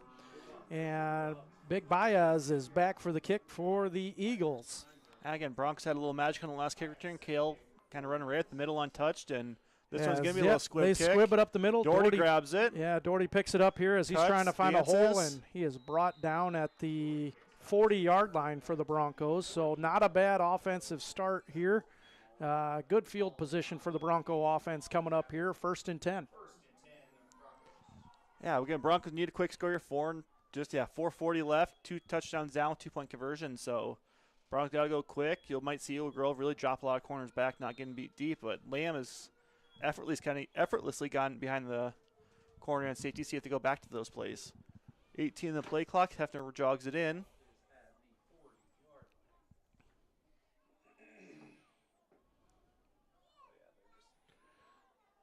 Motion by Paulson, snapped. Hefner takes it, passes it back him. to Paulson. Bobbles He's able catches. to bring it in. It's going to be a Bronco first down as Paulson's driven out of bounds for what looks like a gain of about 16 or 17 yards on the play. I don't think Griffin was really expecting the ball. Kind of just got put out in front of him, hit his hand a couple times, and he was just able to catch and run. Just got his head turned around as the ball got to him, so bobbled it, but was able to bring it in as sure-handed as Griff Paulson is. So, again, a nice positive play for the Broncos to start this drive. 1st and 10 Broncos here. Hefner takes the snap. And looking up the middle. Ooh, that was a lot of danger on that throw. Yeah, Trying that to was force it into Doherty. Close play intended for Doherty, but falls incomplete. Going to be 2nd and 10 for the Broncos here. 4:27 to go in the game. Broncos need at least 2 scores here to tie it up. Again, looking to find a kind of a shot play into a hole there, and unfortunately, again, Eagle Grove playing 3 safeties deep, 2 corners, dropping back into that too. Again, not a lot of open lanes down there, and yeah, Eagles playing a kind of a prevent defense here on the Broncos. Know that they got to pass and got to score fast. So here we go, motion by Paulson. Hefner takes the snap, looking for Lamb. One. Quick hitch there, and Lamb Breaks avoids one tackle. He's Breaks able another, to get out gets of bounds. It's going to be close to it's going to be a first down for the Broncos, I believe. It is going to be a first down. I just spotted there. Going to be a first down for the Broncos there. 12-yard completion there. Great job by Hefner and Lamb getting thrown underneath and letting your receiver do a lot of the work. Hefner takes the snap, looking to pass to Doherty. He does. That nice wide receiver screen. He's got a few blocks out there. And what looks to be another Bronco first down. Looks to be another just about 11, 12 yards again.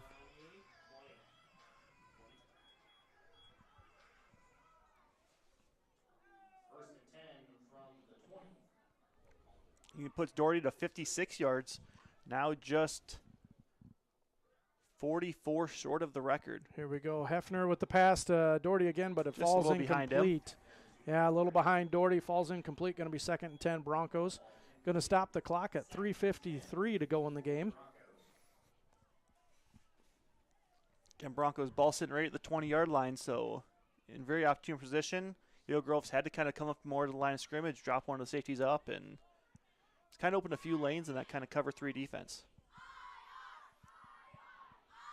Initially, this is kind of a good spot to go back to that kind of halfback slip route. And motion by Paulson there. Hefner takes the snap, looking for Lamb. Lamb does complete the pass there. Dance is close. Looks to be about a gain of 5 or 6. Nice little Broncos gain for Lamb. Got to hurry here. Yeah, it's going to be, well, they're still trying to figure it got out. about Going to be a 7-yard gain. Yeah, 7-yard gain for the Broncos. 3rd and 3 for the Broncos.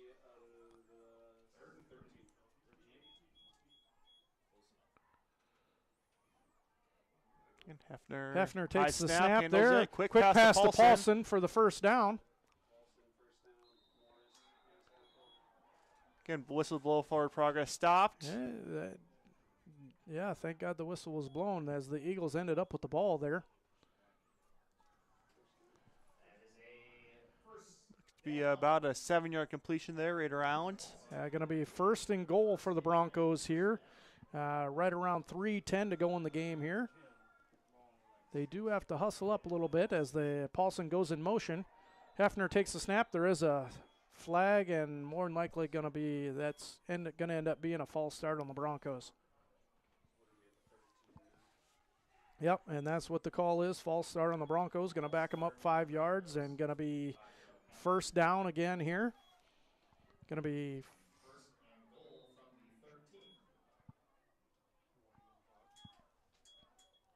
it's going to be 1st and goal for the Broncos on the 13-yard line. Just under 3 minutes to go in the game. And Broncos kind of taking their time now. Clock is running. 2:50 on the game clock, 8 on the play clock. They're going to have to hurry up here. They got to get one in here one of these next couple plays. High snap to High Hefner. snap, Hefner looking to Lamb. He is double covered, but it is over their heads. Oh, nice Touchdown, pass. Broncos. Hefner to Lamb.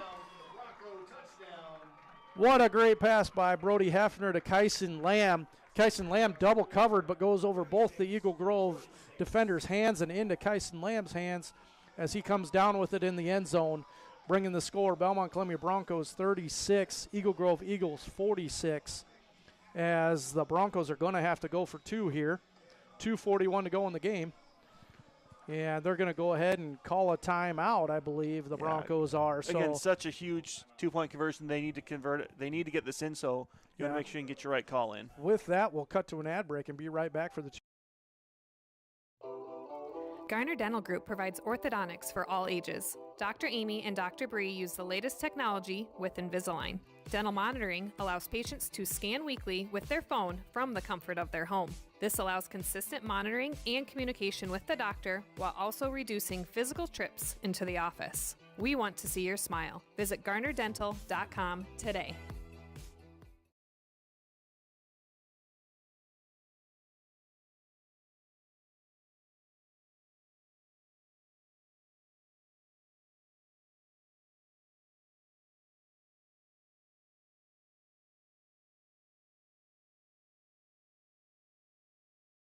Ready?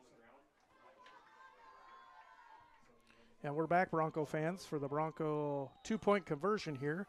With that pass, Brody Hefner goes right around 233 passing yards on the night as he completes it to Lamb for the touchdown.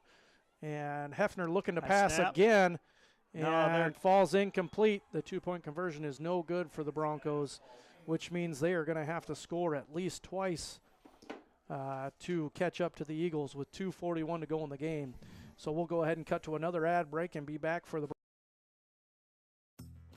Clayton County Recycling of Belmond and Kensett. Turn unwanted items into cash. Clayton County Recycling will buy, scrap iron and metals, car bodies, industrial scrap, heavy equipment, farm machinery, aluminum, and copper. On-site pickup and dumpster service available too. Clayton County Recycling of Belmond and Kensett, serving communities in northern Iowa and southern Minnesota. Open Monday through Friday, 7 a.m. to 4 p.m. and Saturdays, 7 a.m. to 11 a.m. Clayton County Recycling online at ccrrecycling.com.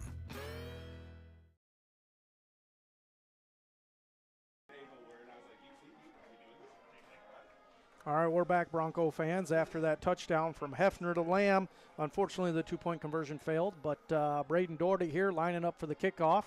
I would assume we're going to see another onside kick here. And we do get one, but it is returned by Robinson on the Eagles as he's able to gain about 7 yards.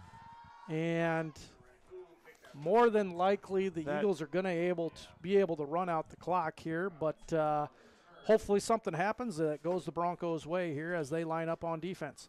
Yeah, Coach Fauber, I do believe, has 2 timeouts left. He'll most likely use them here on the first 2 plays, but again, Broncos need to get a stop on the run, which they have not been able to do all night. And line back up into that wing T formation.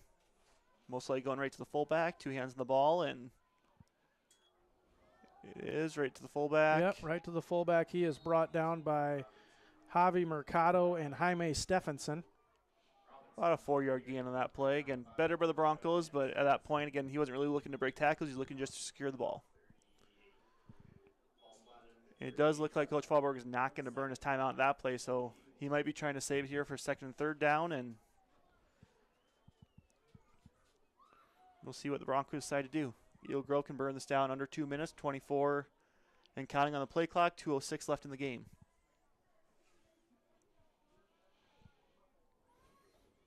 Eagle offensive linemen do just break the huddle with 13 to go. Kind of mosey up to the line of scrimmage.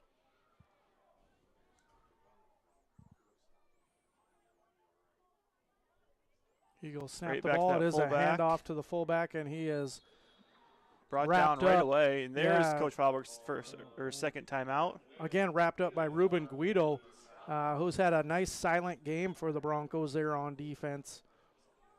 And with that timeout, we'll send to a quick ad break, and we'll be back. At Greenbelt Bank and Trust, we've got spirit and so can you. Greenbelt Bank and Trust in Belmont has financial products and services to help you score big while supporting our Broncos. Free mobile and electronic banking, Velocity Rewards checking to earn you a higher rate of interest, savings accounts, even school mascot MasterCard debit cards to raise money for your Broncos. The more you use it, the bigger the donation to Belmond-Klemme. Score big with Central Iowa's premier bank. Greenbelt Bank and Trust in Belmont. Member FDIC. Go Broncos.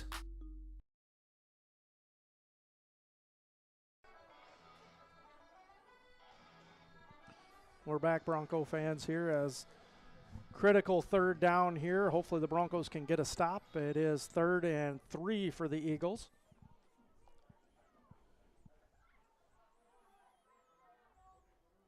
Is going to be that quarterback takes it, hit right away. Braden Doherty is able to, I believe, stop him short. And the Broncos take a quick timeout. And with that, we'll cut to another ad break.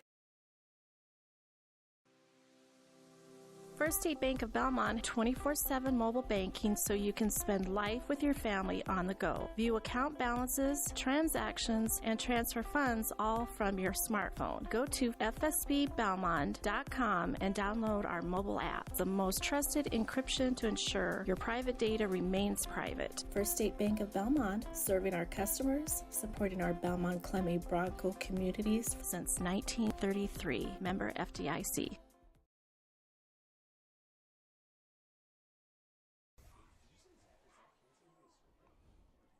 We're back, Bronco fans. Again, 4th and short for the Eagles here.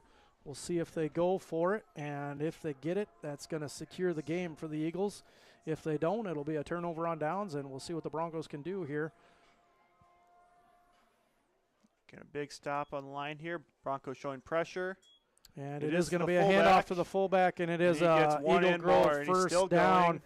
Still going, brought down by Ruben Guido, and that's going to secure the game for the Eagles as they are going to, as long as everything goes their way and they get the snap, they're going to get their first victory on the season over the Broncos. And more than likely the score is going to end up 46-36, but we'll see what happens here. 1st and 10, Eagles.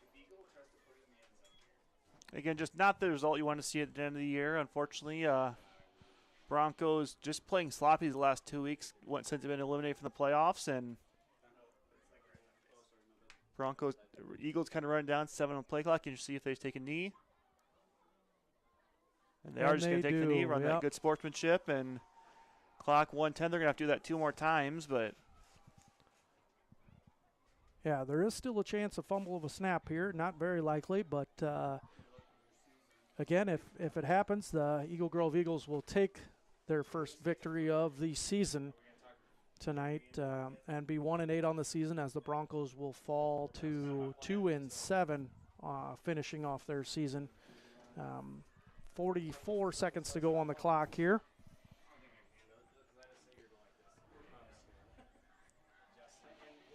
And it looks like Braden Doherty was only able to get one record from Michael Knapp. So Michael Knapp, who I believe is now a Mason City police officer, one of your records is at least safe for another year there, Michael, as the Eagles are able to... they're signaling a timeout, Broncos. I'm not sure the Broncos had a timeout to go, but... I believe they called one on the two-point conversion and two on this drive, but a little confusion here. Yeah, I guess they're going to give the Broncos an extra timeout. And so with 26 seconds to go, we will not cut to an ad break this time, so we'll just stick with it here. As again, we are unclear what happened there, but they did give the Broncos a timeout, unless they just motioned wrong and gave the Eagles the timeout. Not quite sure.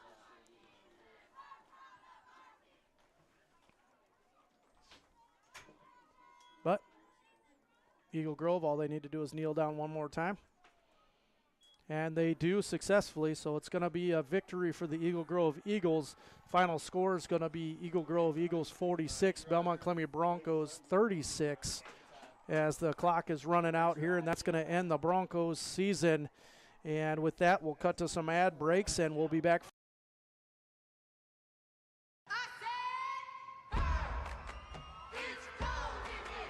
H&K Plumbing and Heating, your #1 source for innovative, energy-efficient, and eco-friendly Ruud, Amana, and Navian products. Call H&K Plumbing and Heating today at 641-444-3432 for your residential plumbing, heating, and cooling needs. H&K Plumbing and Heating, located in Belmont. Tulp family owned and operated since 1999. Call 641-444-3432.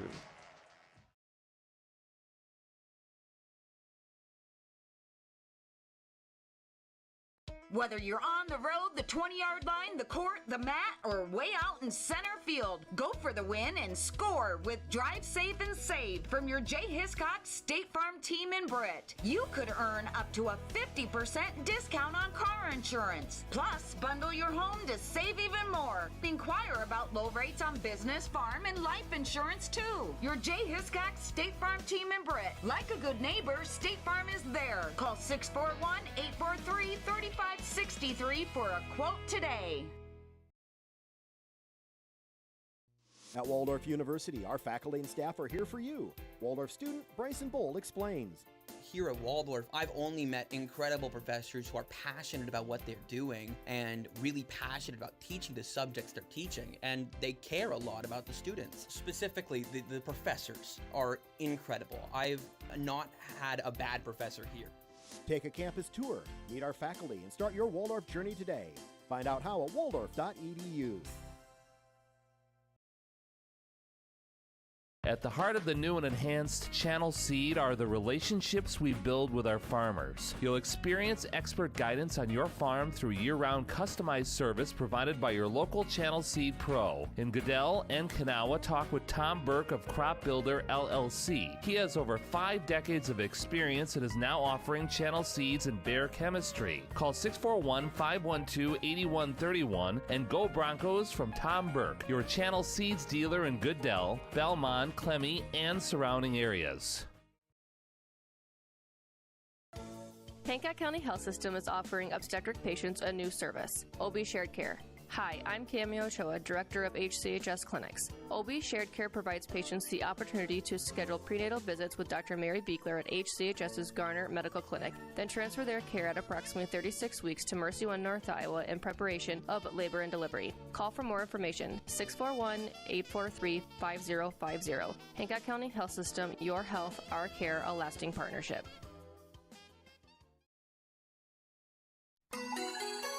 Tired of operators you can't understand? Constant outages, unstable connections, and yearly high-price gouges from those big tech internet cable or telephone providers? At ComOne, we use fast fiber to power everything, give you upfront pricing, all online with easy bill pay, and have people you actually know to talk to 24/7 for support. Just ask your neighbors. ComOne, the local one, serving Hancock, Wright, and Humboldt County neighborhoods. Click ComOneNet.net today.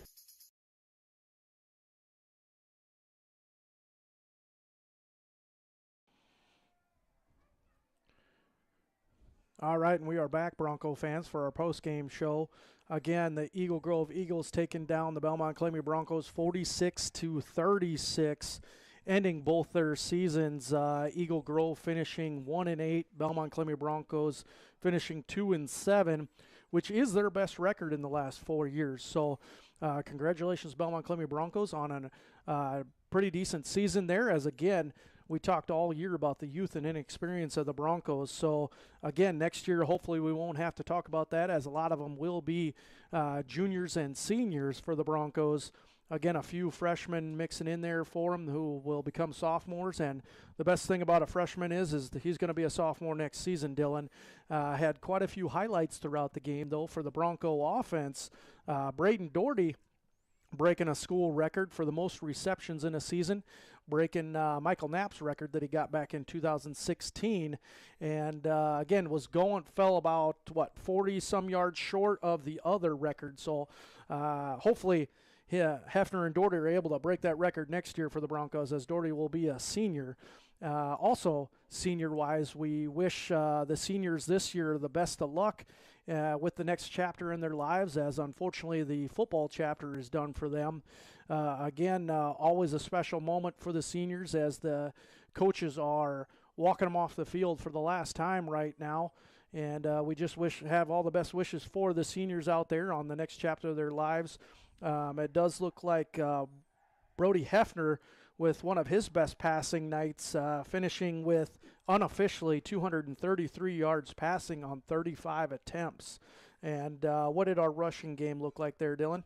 Yeah, again, Braden Wright started the game, kind of got banged up, but did start the game with 9 carries for 17 yards and a touchdown. Was able to punch in one of those 1-yard touchdowns, with thanks to the receiver getting him down there. And then Ruben Guido really having a nice game, coming in with 36 yards on 6 carries. It ended up with those 2 touchdowns, also being 1-yard runs. Had the big 29-yarder. And looks like for the receiving there, Kyson Lamb catching the majority of them. 7 catches for 90 yards for Kyson Lamb. Braden Doherty ended up with 6 catches for 56 yards. So, like we said, falling short of that 98-yard mark that he needed to get to. Griff Paulson had 4 catches for 50 yards. And Aiden Hopscheit had 2 catches for 29 yards. So, again, a nice productive night for the Belmond-Klemme Broncos, as they did put 36 points up on the board. Again, their defense just unfortunately couldn't stop the Eagles' running attack, and that was kind of the story of the game, is the Eagles were able to run all over the Broncos and able to put up 46 points on the season, Dylan. What else do you got to add? Yeah, again, Broncos, one of the big question marks from last week was the penalties, and they did clean that up. They only ended with 40 yards tonight in penalties. And with the 268 yards between passing and rushing, they did net about 228 yards. So a good offensive night for the Broncos. And unfortunately, when the defense just couldn't stop the run, it just ended up being not enough. And again, some questions coming in next year. Again, got holes to fill from some of the seniors leaving. Aiden Hopscheit being a starter every game this year. And some question marks who's going to fill into his spot. So again, Coach Valborg, I'm sure, going to take this next week off, kind of relax and decompress from the season. But knowing him, I think he's going to start thinking about next year right away. Yeah, the Broncos need to have a strong offseason in the weight room there and get a little bigger, a little faster, a little stronger, which Tony McLaughlin leads most of our weight room workouts. So he'll have the kids next, and they'll move on to basketball and other sports, as we will too. It's been a great first season, Dylan, for us together here, and that's thanks to KIOW putting us on here as well on the live stream, and all of our sponsors that we play throughout the game. They paid a little bit of money, and they're the reason we're able to bring this broadcast to you. So if in the future, if it comes down to it, please think about giving a little bit of money so that we can continue this going. We are good for this year, but I know Dylan and I plan to be back next year for the football season, and I will be back for the basketball season as well, along with my partner Dylan mixing in there. First game's December 3rd at home for the boys and girls basketball team, so I will be on the KIOW live stream as well. And with that, Dylan, I think we better close it out for the night. So Bronco Nation, have a good night, and thanks for listening this football season. Yeah, again.